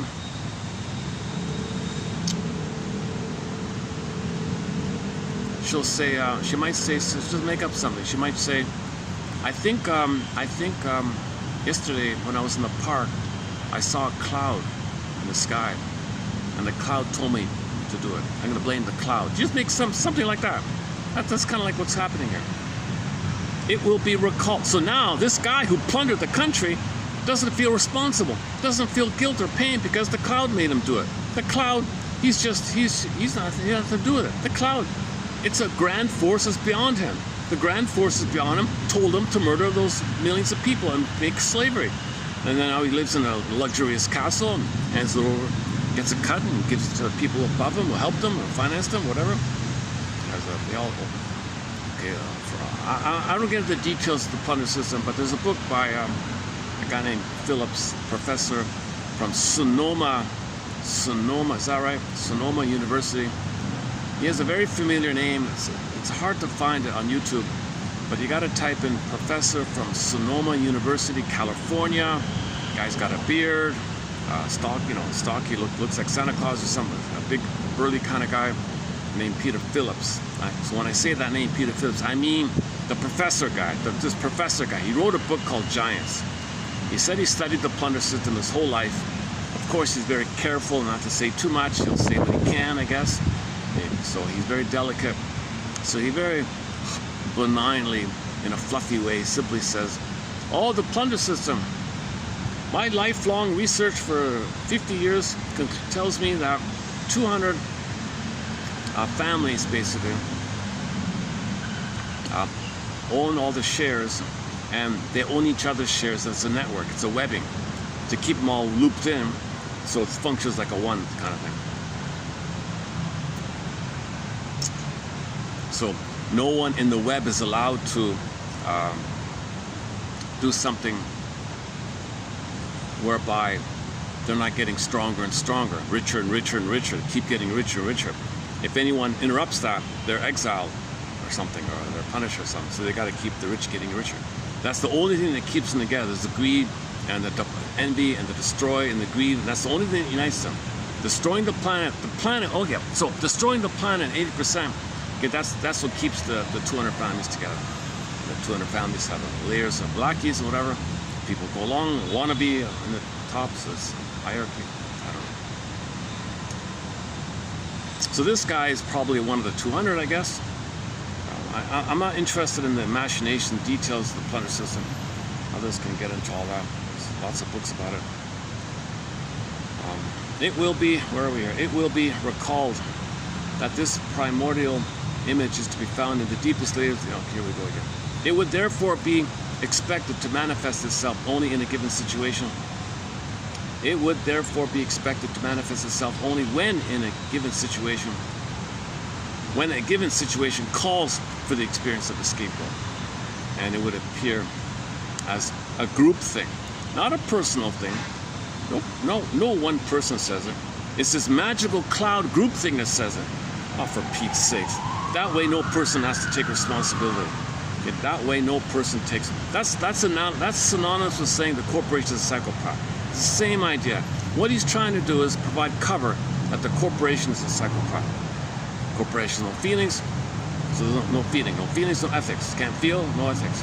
Okay, you're coming from the point of view of baby, does what he wants, doesn't care. And a lot of these people are very traumatized babies inside, put into out of body called a psychopath. So when a baby hits his little 5-year-old brother, doesn't understand there's pain there. The baby drops something, some mother's upset and says sorry. They're kind of have this autistic, too earlier kind of play. But take that traumatized baby, poof, in the out of body, there's your psychopath, right? Somebody joked, you're not saying all babies are psychopaths. No, nobody's saying that, for Pete's sakes. A traumatized baby poofed magically into an adult body with the psychology of being a traumatized baby. Then maybe you can say it like that. But we're not calling babies need love. They need love, for Pete's sakes. They're developing, they're budding. Okay, so remember, the idea of feelings is only animals and humans have bodies. You need a body to have an emotion. emotions are bodily commotions in the body. Let's do the locomotion. You need a body to do the dance, locomotion. Come on, baby, do the, what's her name again? Little Eve. Oh, back to Eve. Little Eva. Oh, little Eva. A little petite girl. Come on, everybody, do the locomotions. You got body. You see people with bodies. They're doing the movement. Okay, so emotions exist in the body. In the body are emotions. These emotions are like movements or energy and motion, motions in the body. You need a body to feel the inner emotions. Okay, only humans and animals have emotions. So when you just put on a piece of paper, corporation, that's not a human. So it's a psychopath. It says no feelings, does what it wants. So you set it up that way, and the 200 run it. Because they feel they're schizoid detached psychopaths who run out. They climb the ladder because the only way to climb the top is not to feel. A lot of people feel greedy and entitled. They hand out a crumb, and they feel entitled. So they have layers of people who feel entitled to receive. Oh, here's a crumb. Just follow along, yes. Follow along, yes. So the 20 plunder the 80. And the theory about the first food being milk and this whole topic, oh, for God's sakes, don't get me started. I'm not in the mood for that. There's too much going on. There's just so much. Maybe it's an emotional management issue on my part. I come up with a lot of emotional topics. This particular quote here, was really. I didn't give myself time to digest. I just found it literally, just on like as I'm coming in, right. So this is like a last minute add-on. I had space for today. This one here. Where are we here?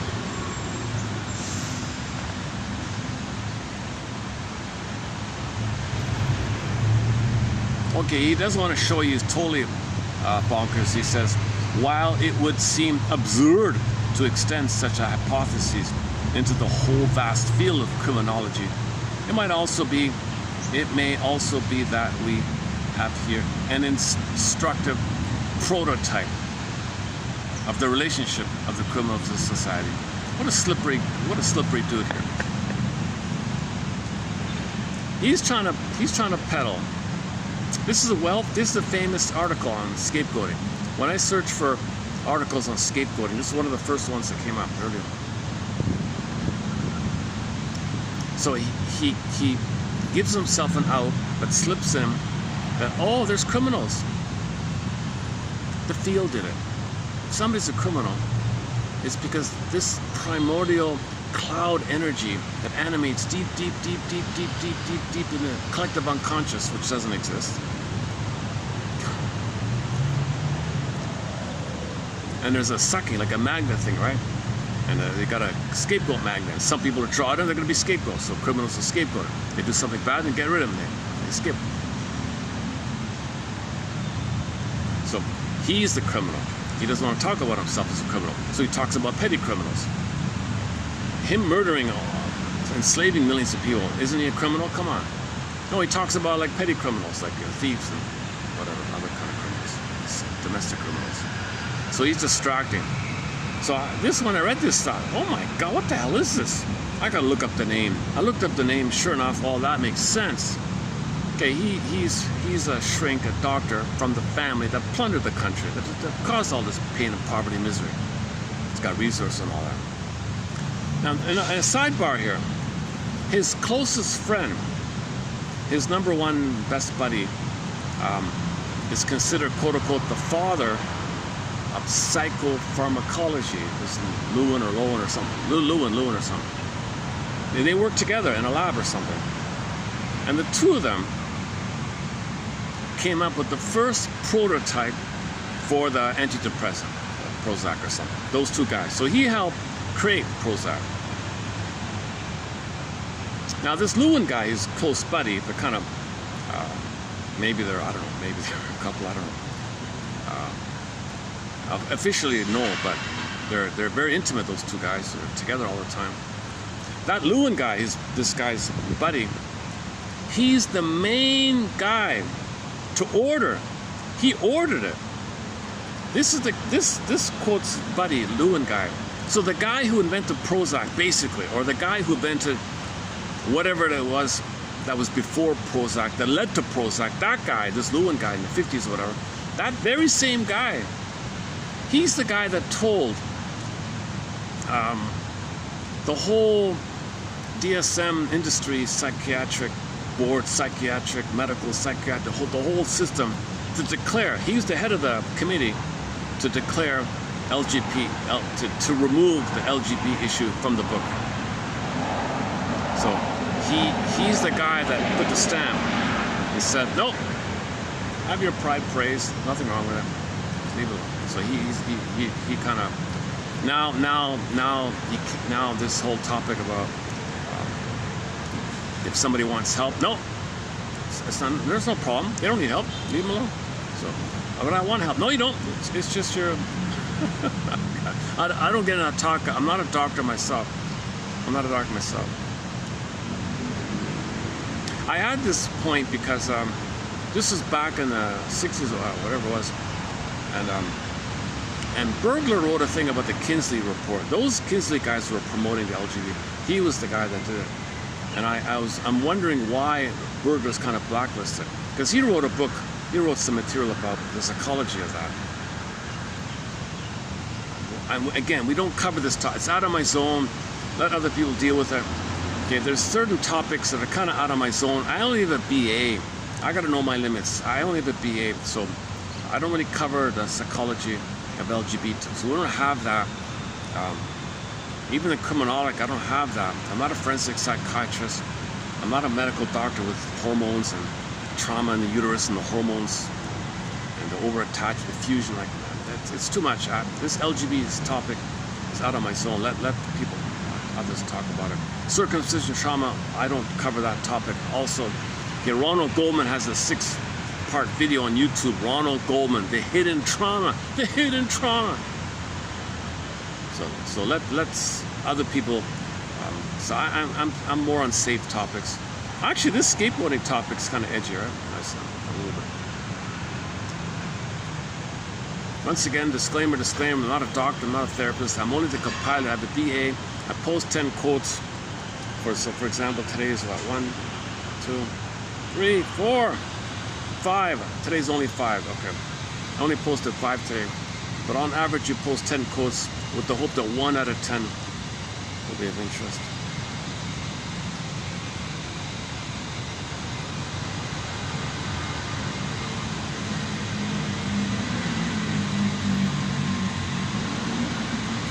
See, what's the confusing thing is it's the so-called 100th monkey phenomena or participation mystique phenomena. This hypersensitivity, picking up things, so-called. So the baby and the mother are kind of symbiotic. They're one like that. A lot of people are very including scapegoated people, are very traumatized and very hypersensitive, right? So they might pick up things. They can become paranoid. They can be conscious they're paranoid, or they're not paranoid. So they're very sensitive. The more traumatized you are, the more sensitive like that.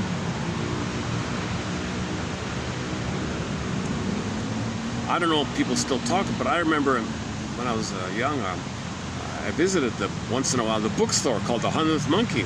Oh, interesting title, the 100th Monkey. What a funny name for a bookstore. What's that? The 100th Monkey. The 100th Monkey. Now we all know, right? So what is that? How does that work? Some people say that's not true.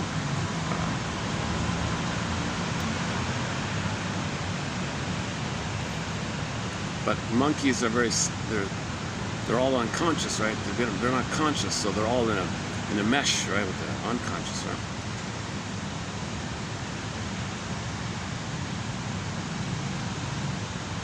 Maybe the theory is the mammal side of us. No, it's contained in our consciousness contains it. We don't leak out like that. We don't communicate that. Yes, a little bit maybe.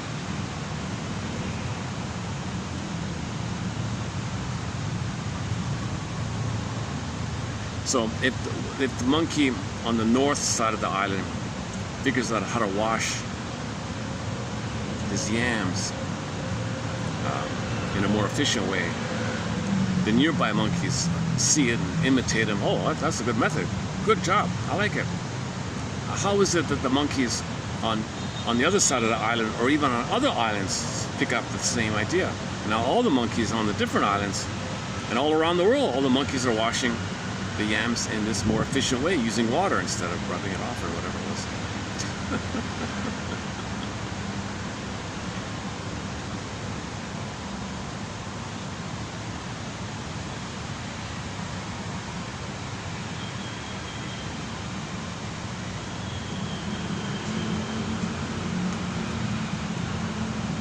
But people think in certain ways. Evolution, you think in certain ways, right? So it just is coincidental discoveries. Just like somebody in one place discovers something in a far-off place around the same time they discover the same. They have no communication with each other. Actually, Masterson said that. Masterson said he was writing in a certain way about things, and then he read Rinsley.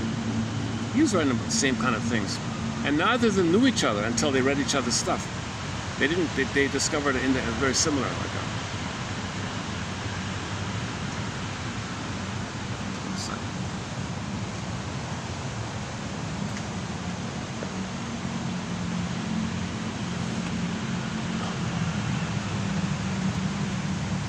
See if this will read out here. One sec.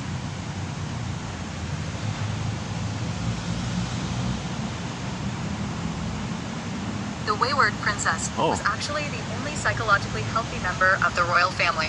Her story is a therapeutic victory. She successfully escaped an abusive, narcissistic system, integrated her repressed trauma, and built an authentic life based on self-defined values rather than inherited dogmas. AI. Oh, go on, go on.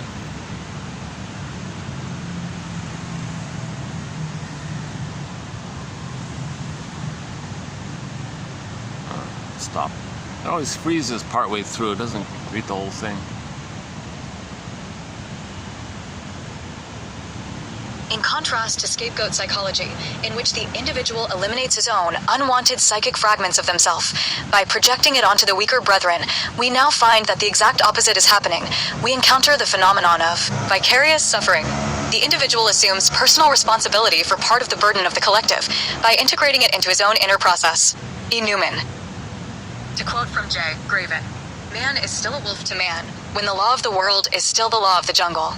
In such a climate, the scapegoat has survival value for the group by drawing the destructive energies away from within the group.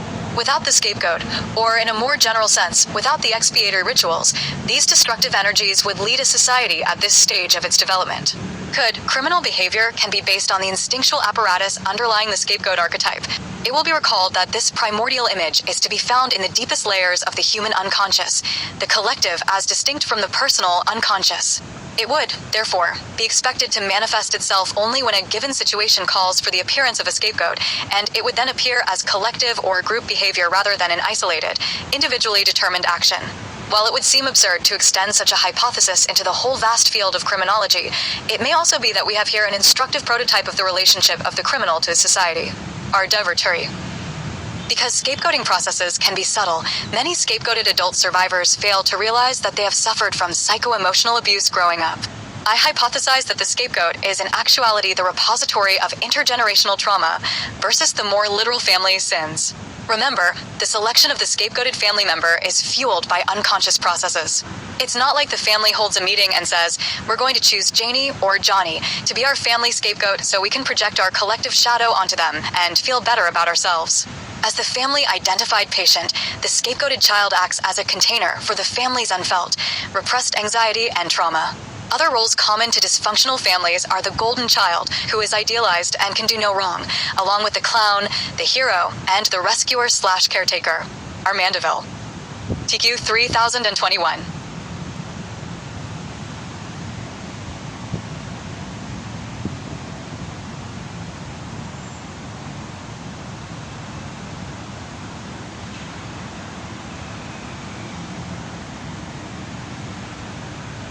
The wayward princess was actually the only psychologically healthy member of the royal family. Her story is a therapeutic victory. She successfully escaped an abusive, narcissistic system, integrated her repressed trauma, and built an authentic life based on self-defined values rather than inherited dogmas. AI.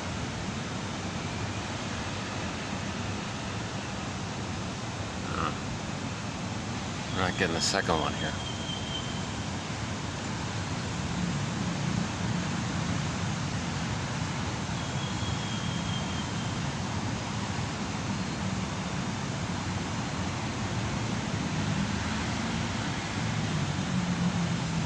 want to get the Bernard one here. Hang on. Where's this?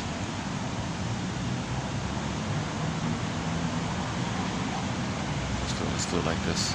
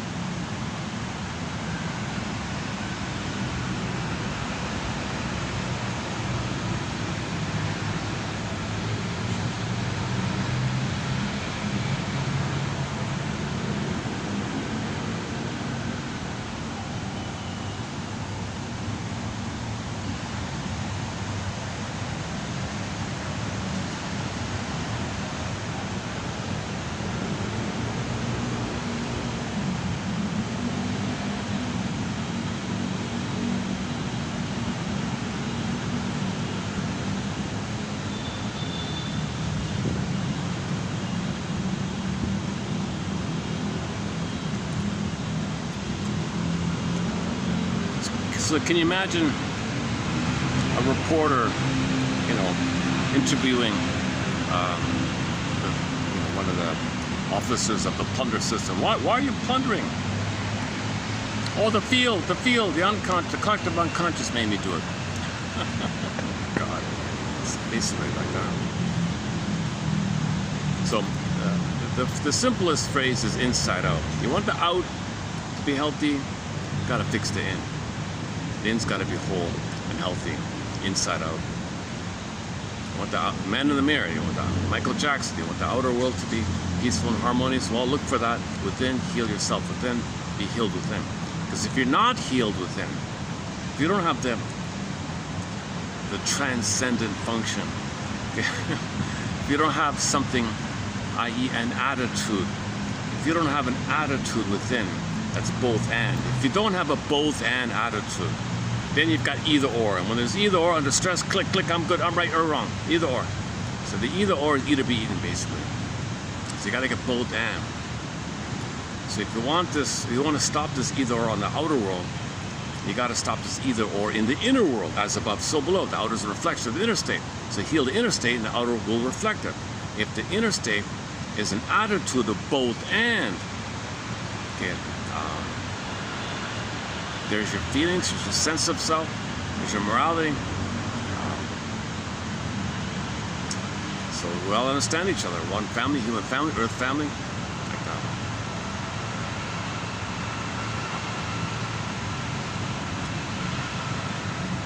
And there's no panic and no fear and no paranoia and micro-greedy and no either, You're operating from a live and love, a creative live and love place. Not manically aggressive and vindictive and revenge and tally on, mother hurt me, that's my mother. They think this is the mess with the either or. Inside Out, Disney film, Inside Out. Excellent film series. The phrase, just the phrase alone, Inside Out. As above, so below. When the inside is healed, the outside, outer world, the sociological will be healed. When the inner, inside a person is healed. Now the inside, we don't see it, that's the problem.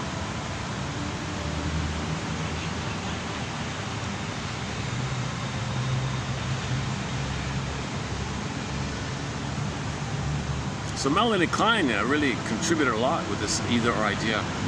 I think she's the one that popularized it. So baby's nursing, bliss, whole, unity, garden, Shambhala, Shangri-La, Nirvana, paradise, utopia, right? Bliss, one with everything. It's okay, there's no problem. It's in heaven, floating, blissful feeling. Mother's on the phone, click, perish, rage, fills in, attacks himself, monster, poof, goddess, demon, either or. That's how he organizes the pain when mother's on the phone, whatever. Now that's a pattern with the mother, where she's consistently quote-unquote strain and a strain again and again and again, strains on the child, then it's set in, either or. And by age 4, either or still there, oh boy. That means his primary dependency needs are not met. Now the affect around this either implodes in or implodes up. The imploding up of the affect is the hysteric, impulsive acting out. The imploding in of the affect is the paranoid, depressive, obsessive. Mainly obsessive and hysteric, to summarize it. So the hysteric has these crude, uncontrollable, understandable, popping up emotions. Obsessive pushes it in. Can't think clearly because that would lead to a feeling, so they don't think clearly.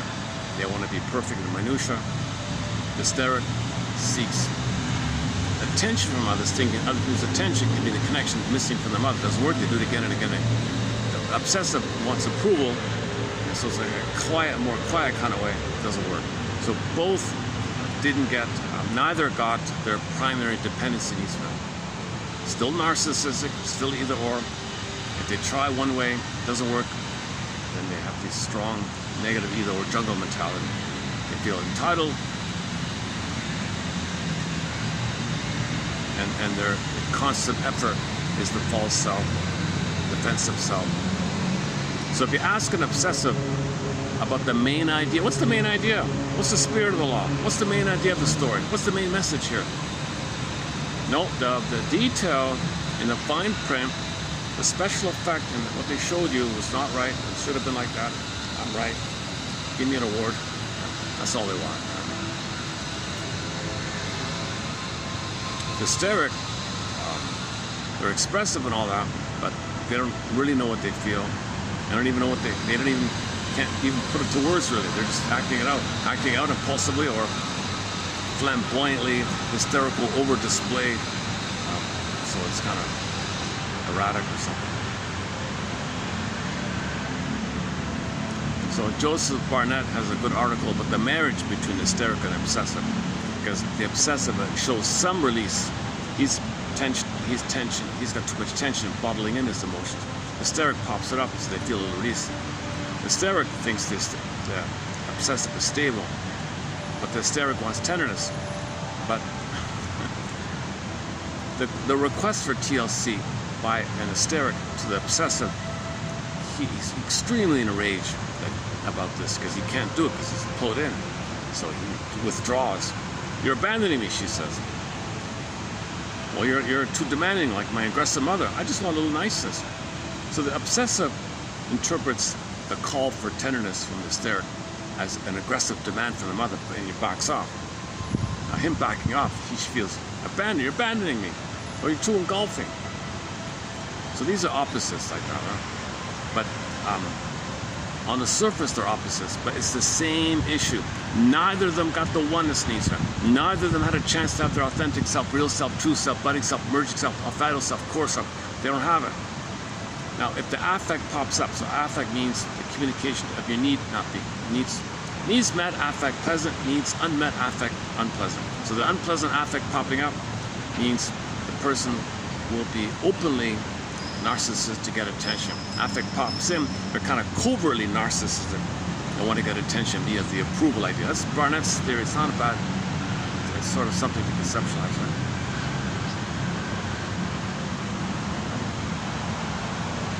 So for example, if the husband and wife are both hysterics, they probably want the kid to be an acting out bully, or an impulsive acting out, or hysterical, or dramatic, or BPD, or histrionic, or hypochondriac. They're okay with that, because it shows some expression. They'll induce it, they'll encourage it. Oh, you're gonna be a bully, good. We can't act out, we can't show emotion, we can't show anger. Oh, you're gonna show anger, you're gonna be aggressive, yeah, okay, cool. They feel tension release. So some kids are scapegoated by becoming the bully. The parents created it, they wanted it, they feel release. Now if the neighbors say, hey, your kid's such a bully, what? they switch it. We're such a victim. When we were kids, we had a hard life. How dare you say that? And we have a hard time with that kid. We do everything for our kid. The field made us do it. The field made it. No, I didn't do it. The field. The collective unconscious created this. They'll blame it like this guy here.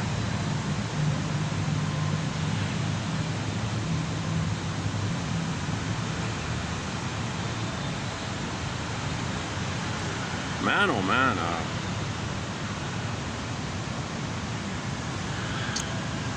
You know, somebody said that, like the names. Yeah, that's why Mr. Phillips said he spent his whole life trying to dig up the names. You can't even find it. They're all hidden. Like they're all in this shell game or something.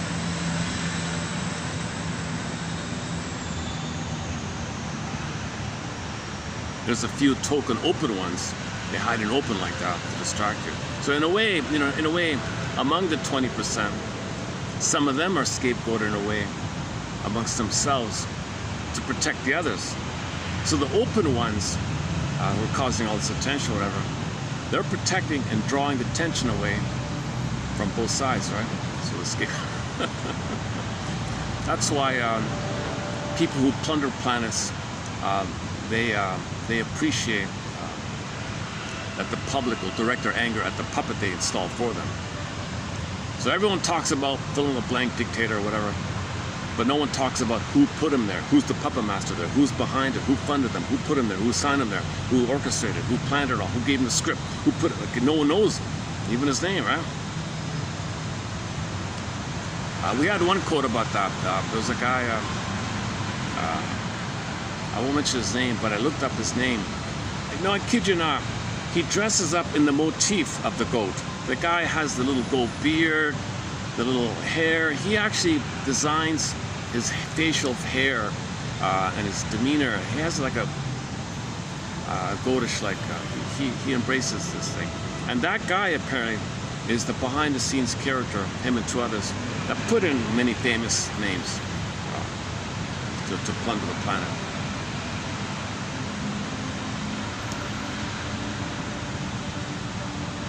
And no one's ever heard of him. I've never heard of him either. Just recently a quote came along about this guy. I never see. You don't hear about that. And the funny thing is, we don't want to hear it. We don't want to know. Need to know. It's the same imprint. Babies don't want to know mother's hurting them. So in the regular world, nobody wants to know the 200 families destroying the planet for a quick buck, eating up the planet for a quick buck, destroying this and destroying that. And things are heating up. And pollution there, food disappearing, nutrition disappearing, wildlife disappearing, destroy, gobble, gobble, gobble. No one wants to know. It's happening. I don't want to know. It's happening. It's just like the baby. Baby's suffering. I don't want to know. Baby's suffering. I can't know. Need to know. Baby can't handle it. The average person doesn't. Just like in Miss Le Guin's story, those who walk away from Osel. Let me get it right here. It's called Omelis. For Pete's sake, I kept saying Osella. Omelis. This one here. Yesterday we talked, 2 days ago we talked about, 2 days ago. Was it 2 days ago? Yeah, 2 days ago in part 2, we talked about this book, The Ones Who Walk Away from Omelis. Okay, the O means Oregon. The O stands for Oregon. And the other letters backwards means Salem. S-A-L-E-M is a city. If you read it backwards, if you read, so take out the O, that's separate, that's Oregon. Okay, the rest of it is Salem backwards. So that's Melaz, right? Then you put the O in front, Omelaz. That's how she created the name. It drives me crazy.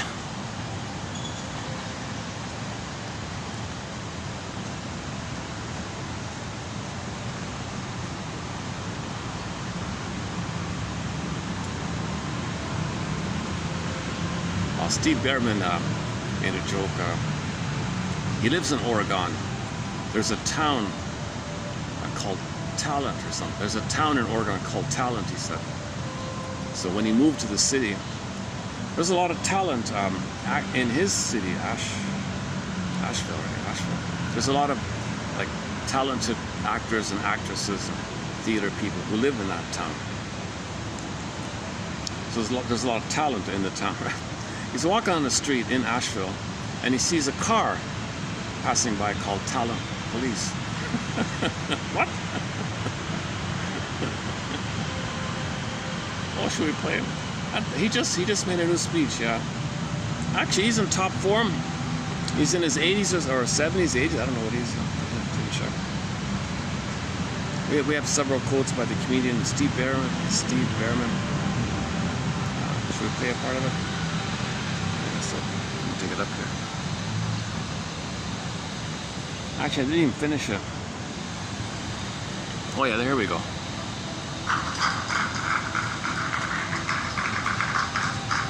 Thank you.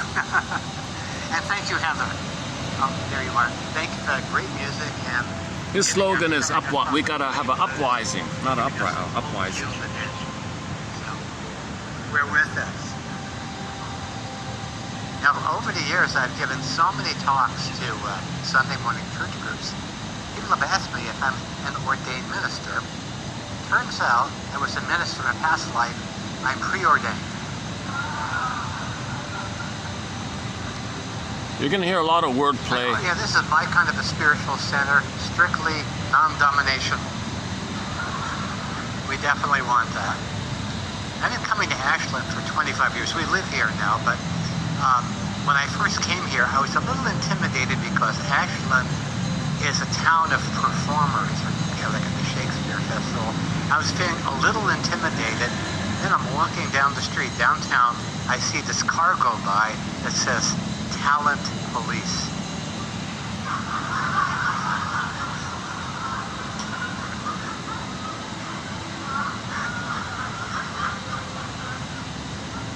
Only in Ashland. So over the years, of course, I've been known for comedy, but you know, the interesting thing is that there are two more or less serious projects that I've worked on that I want to share with you today. There'll be some comedy, of course, you can't help it, but I want to share with you these two things because as Heather was talking about the butterfly and the caterpillar, people are asking, where's the butterfly? I'm looking for the butterfly, you know, where is it? You know, is this the age of Aquarius yet, or still the age of nefarious? Right? Age of awareness. Are we in the Kali Yuga? Good news. We're on the cusp. We're in the border Kali Yuga.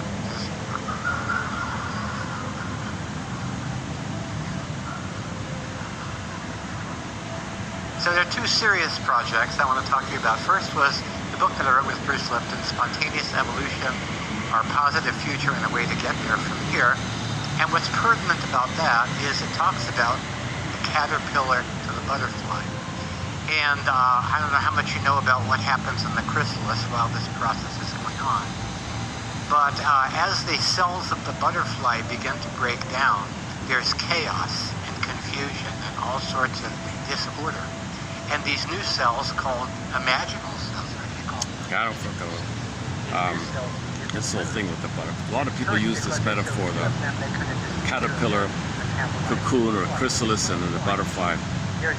He theorizes. I gotta plug this in. So here we are. This is really very good news because I'm here, you're here, we are co-here. If that's not coherence, I don't know what is. So we are the beginning of that coherence, even if we don't see it yet. The second book project that I worked on for the last 3 years, we just got done, with my friend Richard Flyer. The book is called Birthing the Symbiotic Age, Ancient Blueprint to Unite Humanity. And Spontaneous Evolution was a book. This is, he's also a New Ager kind of thing. This is similar to the 100th Monkey idea. If some community is doing something enlightening somewhere, and in another community, somebody's doing something enlightening somewhere, like the monkey story, it might spread around because theoretically our unconsciouses are all kind of linked or something. It has happened in places as diverse as, you know, third world Sri Lanka and first world Reno, Nevada, that show that this idea of symbiosis, that is cooperation, that is all cells working together for the benefit of all, is actually the workable model. And the reason why we don't know anything about these things is because most of the media, and this includes the alternative media as well, is focused on polarization and keeping that polarization going. My side versus your side. Swami says there's no sides, only angles. When we see it from the right angle, we're all on the same side. Yeah, I like that one, yeah.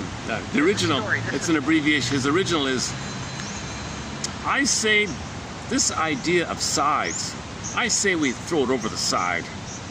There are no sides, there's only angles. There's only angles. When we see things from the right angle, we're all on the same side.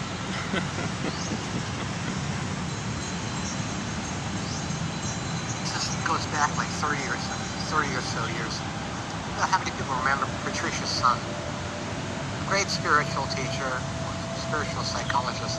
So back in the early 90s, she was giving a presentation at this New Age bookstore. And there's 4 fundamentalist Christian pickets outside. And she gets there, she says, I'm going to go talk with them. And the bookstore owner says, you can't talk with those people. Right? She says, I'll make a try. She goes out there, has a conversation, and after a few minutes, 3 of the pickets put their signs down, hug her, and say, wow, you're saying what Jesus said. The 4th one keeps holding the sign. The indication for me is that 3/4 of people, I call it the rule of 75, I see it all the time. I just saw a study that said that in spite of all the polarization, 75% of the people in this country would rather cooperate together than be on the battlefield fighting one another. So my rule is that 75% of people are subject to the power of love and respect, and that breaks down the trance of separation.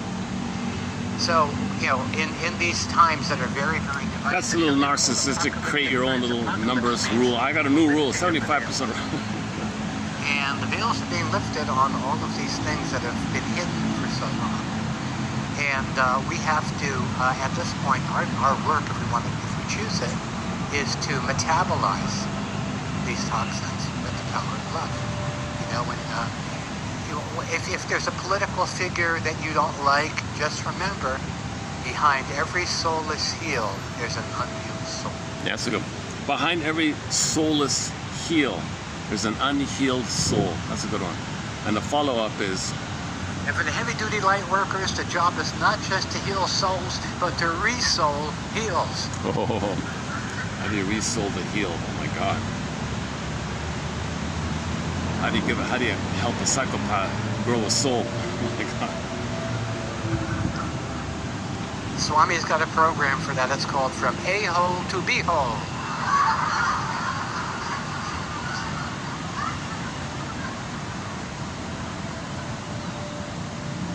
So we have to recognize that we've been paralyzed and polarized by these dueling narratives. And so part of, in the old days, when the people didn't like the political system, there'd be a revolutionary uprising to overthrow the system. Well, we see how well that works, right? Revolution keeps you on the wheel, the same on merry-go-round, the wheel of karma. You know, meet the new boss, same as the old boss.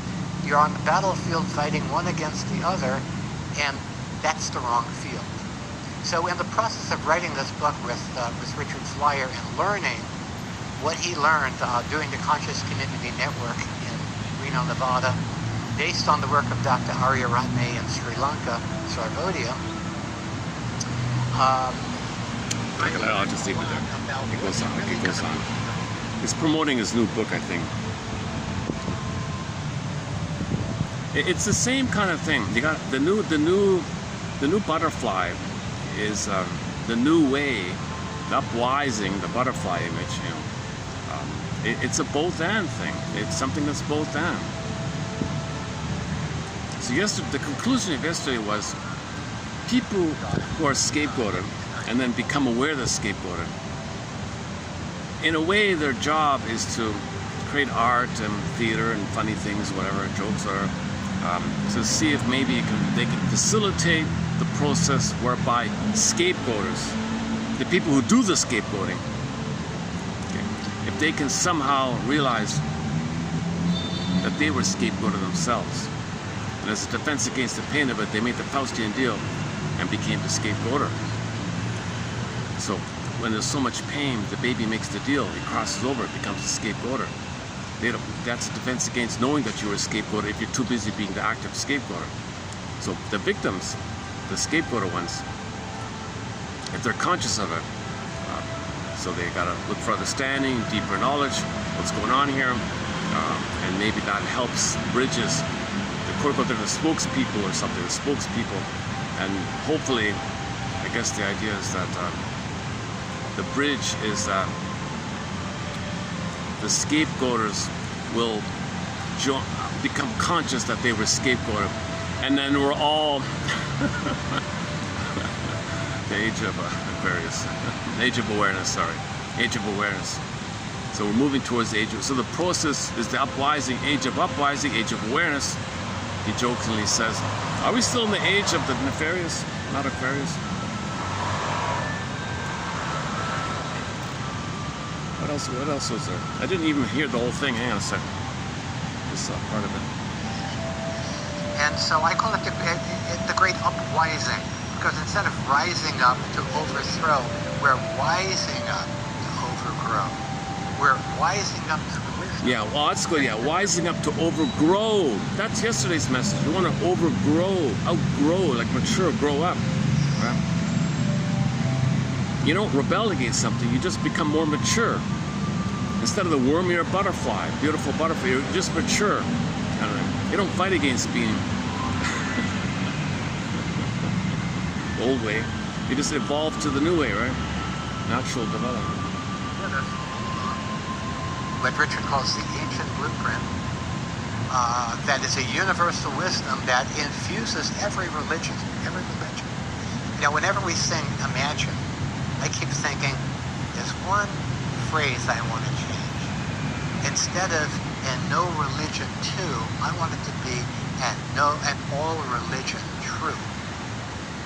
Meaning, to get to the essence of that, because religion is based on the word religare, to bind us to something, to connect us with the web of life and the web of love. And because... Yeah, so the purpose of religion is to prevent you from healing. The purpose of religion is to prevent you from having a quote-unquote religious. Right? How does it go again? Religion is for people who are afraid of hell. Spirituality is for those who have been there. Hell means shame. You're a scapegoat of shame. So you're spiritual like that. Religion is really the plundering, the accuser. Religion is the scapegoating. Religion is a Trojan horse or a tool or a branch of the arm of plundering. So that quote I read earlier, some people regard Jung as a kind of quasi-religious thing. So he's just using that to write his articles and spread it around. So people buy his art. Oh, intellectual article. Oh, you summarized Mr. Jung. Oh, okay. So by association, you assume he's the authority. It's a cloak, cover, Trojan horse. You believe the article is the Trojan horse. What's inside the Trojan horse? Okay, people who have been trained to be pillagers, pillager place. So it's been going on for a long time now. Anything else? Religion has been deplatformed largely in this. Oh, religare. The word religion itself, they say you want to. It comes from ligaments, where ligaments link thing. There's linking going on with the ligament. The ligaments in us link up things, right? So religion is you want to link up with just own aspects of yourself. You want to reunite, relink, religare. Religare. We threw the baby Jesus out with the bathwater. And so consequently, instead of having some kind of a spiritual coherence at the center of our society, at the center of our community, there's a spiritual vacuum. And human nature abhors a spiritual vacuum. So what's happened is that the power of money and the power of power of materialism, has brought itself front and center in this country. And the only way to recapture that is through coherence. A sane and sacred center that overgrows both religion and non-religion. Overgrows. And is radically inclusive. That also includes people we don't agree with. That would be something to add to the specific statement. Even people we don't agree with. Otherwise, you're excluding 50% of the people in inclusivity. It's paradoxical. So we want to really open our minds, open our hearts, and open our doors to people who have different worldviews. And The different recognize worldview that is a we don't cry for love. The angry worldview, the jungleism worldview is a cry for love. So can you open your heart and realize they're crying for love? They don't want to know it. They don't want to believe it. Yeah, this comedian, he's a good example of holding the two sides. So I feel on one side, I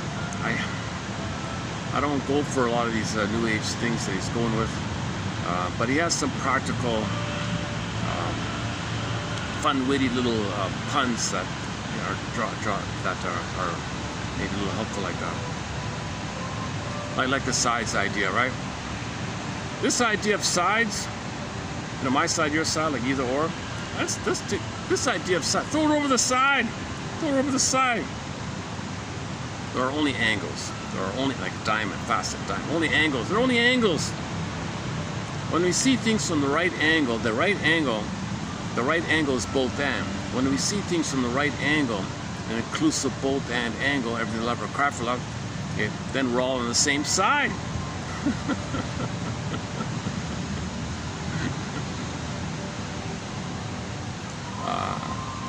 One of his that I like is a one-liner. He says, "We can all live like nomads." What? Where I nomad at you, you nomad at me.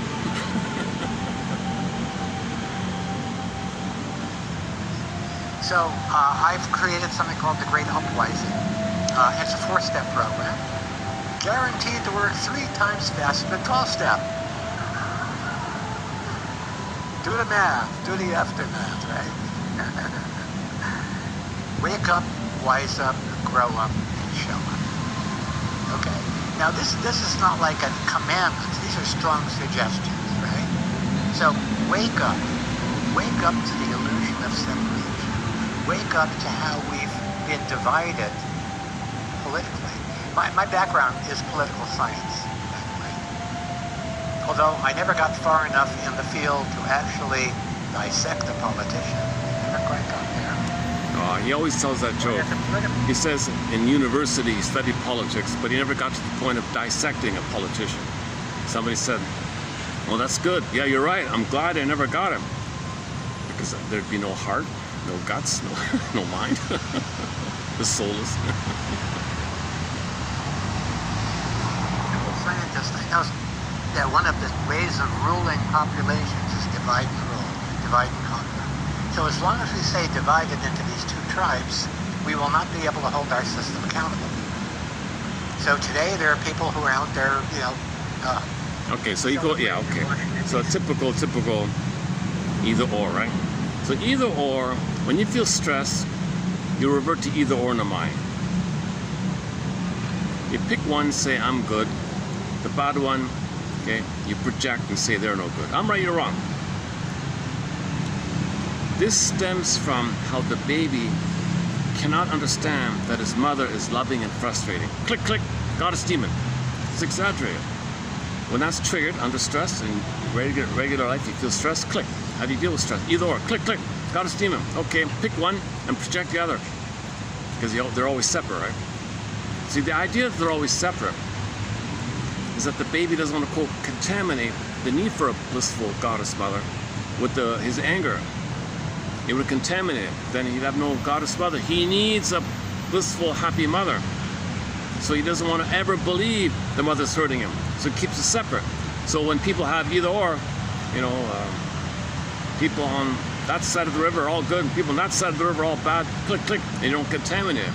You're coming from the psychology of either click, click, baby cannot contaminate his need for a goddess mother with the idea that his rage makes him think the mother's a demon. No way, I can't contaminate that. I need a blissful safety for my development. I can't handle it. So click, keep it separate. That's kind of psychic splitting. And then if somebody is more enlightened and somebody on one side says, maybe we have a lot in common. But side B, oh, scapegoater, how dare you? You're interrupting, too much anxiety. You interrupt my when somebody's internal mind model is interrupted, you step out of the box, a lot of anxiety. So you scapegoat them to maintain your either or. It's not an either or. Anxiety, scapegoat. Okay, either or. Like this. There's the bird, huh? All right.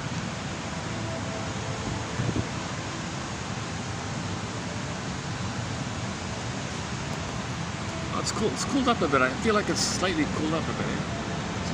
All right. Or is it just me? Oh, maybe it's just me calming down. How are we doing here? Should we finish this lecture here? We're about a third of the way through. Let's see. This is a big fight, and there are people out there protesting for no kings, protesting. Okay, I don't want to get. Okay, No king. it sounds like. Let's skip ahead. That's what else.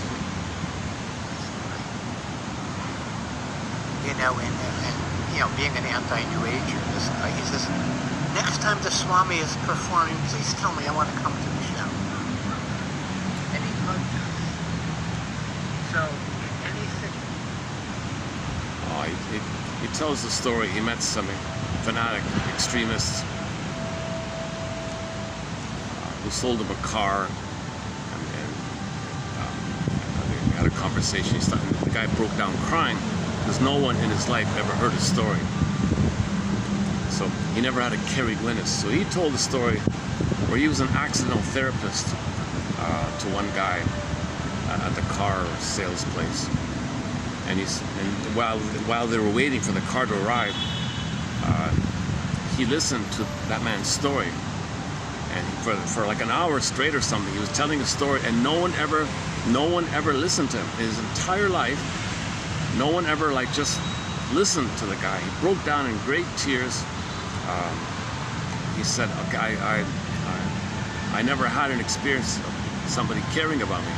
I feel a huge tension release. Grief is healed with fluence by caring." Now, he's not totally cured. He's just, for the moment, that bottle up lifelong tension discharged. The psychic structure is still the same. He hasn't healed fully, right? You got to build the ego to maintain a new identity. So then he said that at the beginning, this guy was a bigot, but he told a story, and then he said, you know what? Next time you're doing your show, I want to come and listen to your show. And he gives other examples, usually like that.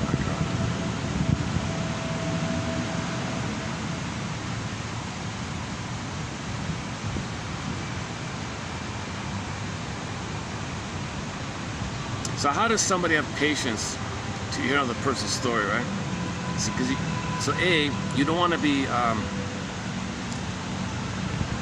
if you're conscious of your situation, then like the Yoruba guy, he's immune to the other person's stuff because you were there and you went through it, you got it. You're not going to be affected by it. So you won't be triggered or affected by another person's sad story or painful story because you detox that yourself and you're immune to it. It doesn't register anymore, right? See, I need a carrying witness. I would love it if I could. It doesn't really exist. I haven't found a carrying witness. Maybe I haven't. When I looked for a counselor myself, I phoned around and people were on meds. They were shouting, "Who gave you my phone number?" and stuff like that. What the hell? I'm just asking if I'm looking around. Like within a minute, someone was shouting at the top of his lungs at me. Who gave you my number? Oh my God, you're a medical like a doctor guy. Another one was very snarky. Another one was bitter. Oh my God, what a mess. So it doesn't really. The talking cure is gone. It doesn't. I mean, in Canada, the talking cure doesn't exist. A good example of it is the top #1 shrink in Canada. This Lewin guy, the top psychiatrist, from what I can tell now, based on this morning's thing, is that guy Lewin who invented the prototype, the Prozac, the father of psychopharma. So forget about talking, buy a pill.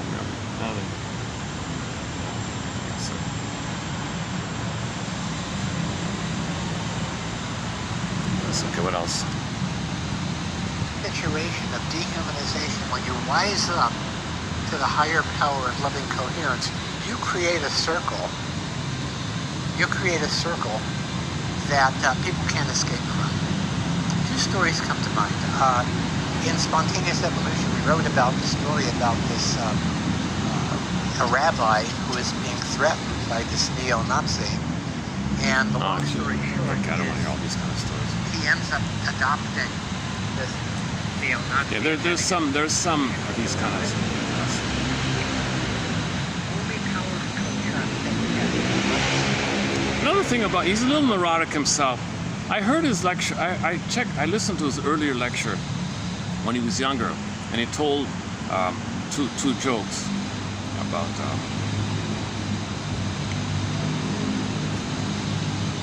like the Cold War joke or something, and the one about what do you wish people will say at your funeral when people look at you in the casket? Well, what you want people to say about you is, look, he's moving. That's what you. He tells the same two jokes. All of his. It seems to be a bit of an anchor for him, or a teddy bear for him, or security base. So he has these two standard jokes. He tells all throughout his life. I notice. Even in this lecture here in his 80s. The guy's 80. He's a very healthy guy. But he has some kind of he lives in really ritzy places for free. He's got some kind of backing somehow. So I'm confused. I'm still confused about this guy a little bit, to tell you the truth. So I have mixed feelings about him. I like his fun.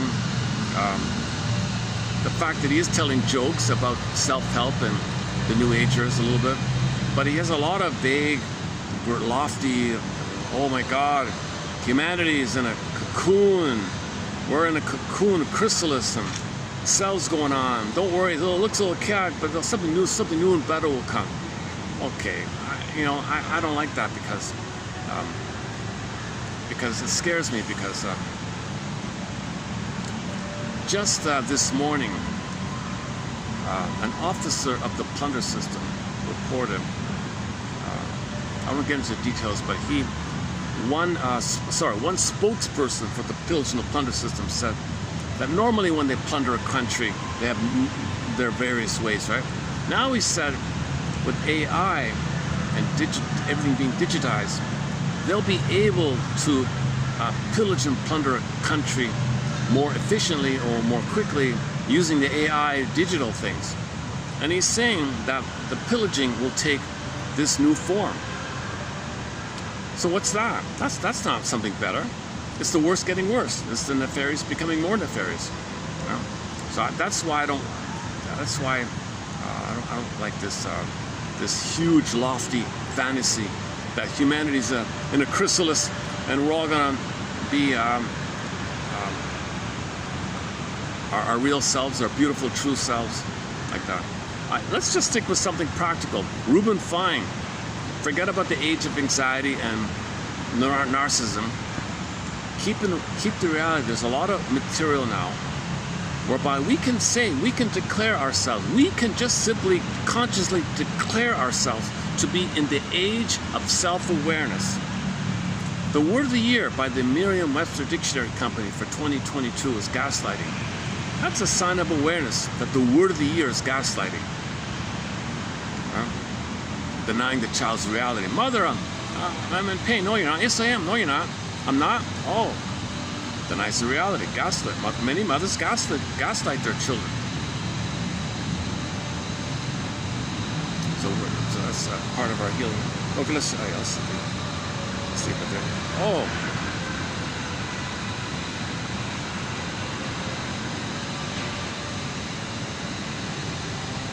Here's Mr. Try this one here. Lie. Oh, let's try this. Should we close up with this one? How does it go again? I forgot how this song goes. Hang on, let's see.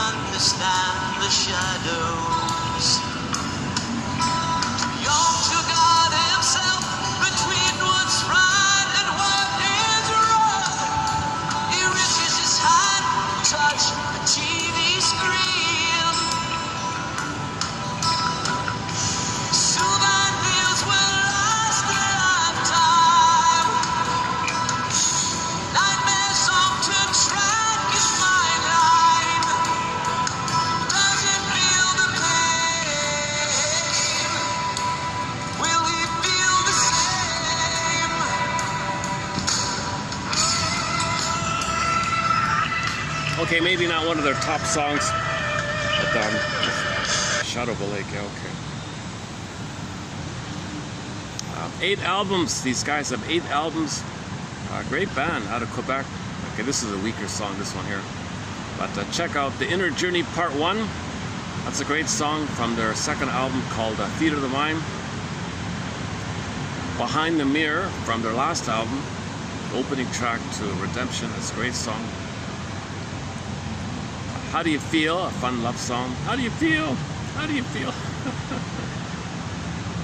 And the instrumental, a very good instrumental called Searching for Something Else, or Looking for Something New, or Looking for Something Else, or Searching for Something New, or one of those.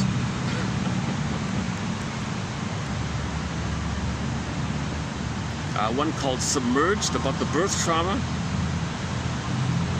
And the Peer Gynt, one called Slave to Escapism. The song's called Slave to Liberty, but Peer Gynt thinks escapism is his freedom, liberty. But he's a slave to this defensive life. He means it that way. Those are the core 6 we have on the soundtrack at the moment. Earlier in this video we played Legend, and the opening notes to the follow-up song Destiny. Yeah, this one, I'll give this one a pass, this one here. Oh, Delusion. Oh, here's what I'm talking about. Looking for something. Oh, that's what it is. Looking for Something Else. That's a great song. Looking for Something Else. Oh, what a great song. Yeah, instrumental. Delusion Reign's okay. It's about propaganda. He means, oh my God, everything you see, it's like lie after lie after Delusion Reign, like a rain, just constant lies, just barrage of non-stop lies. What do you do here? How do you hold yourself when you turn it off, maybe, and just hold on to your inner truth a little? Do the best. Delusion Reign. So it's a rant about non-stop propaganda all the time.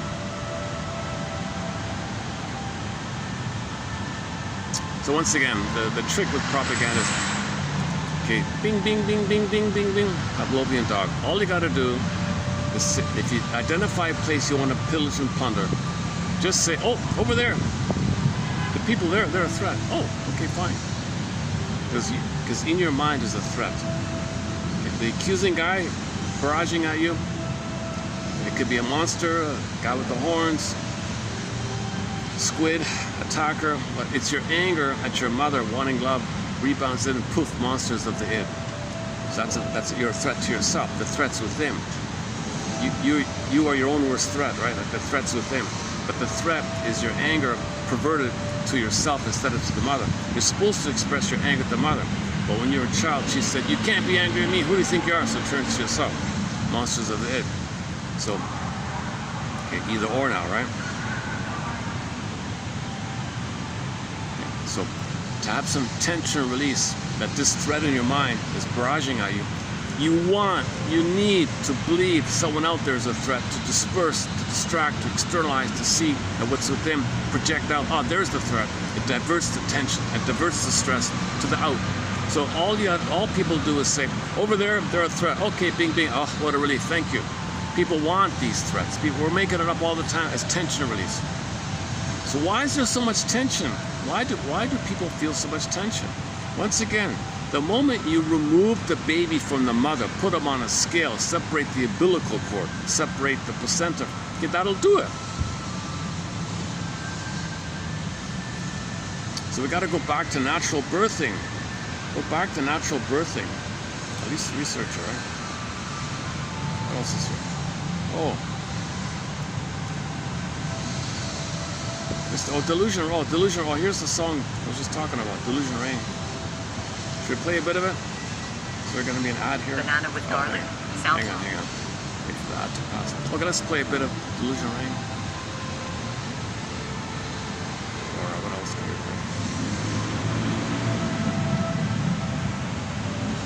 play? He's got this. He's got a slightly annoying opening thing there. But anyways, all right. That's the name. That's the name of the guy's company. He's indie. He self publishes.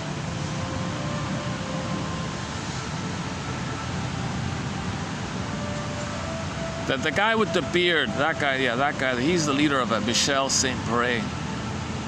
He's the leader of it. Is there a volume? Where's the volume?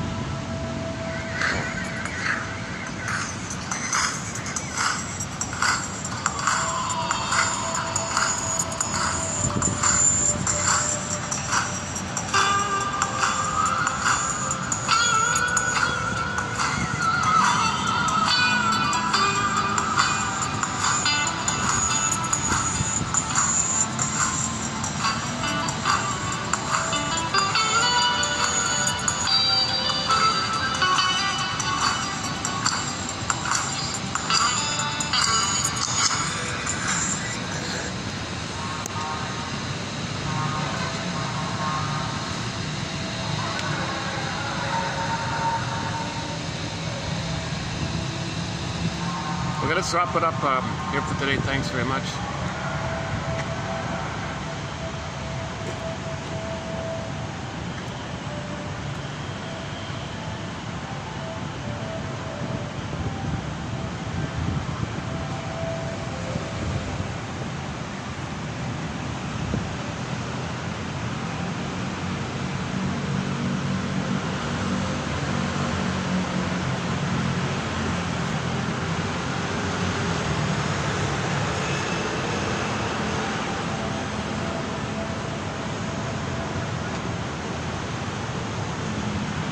Thanks.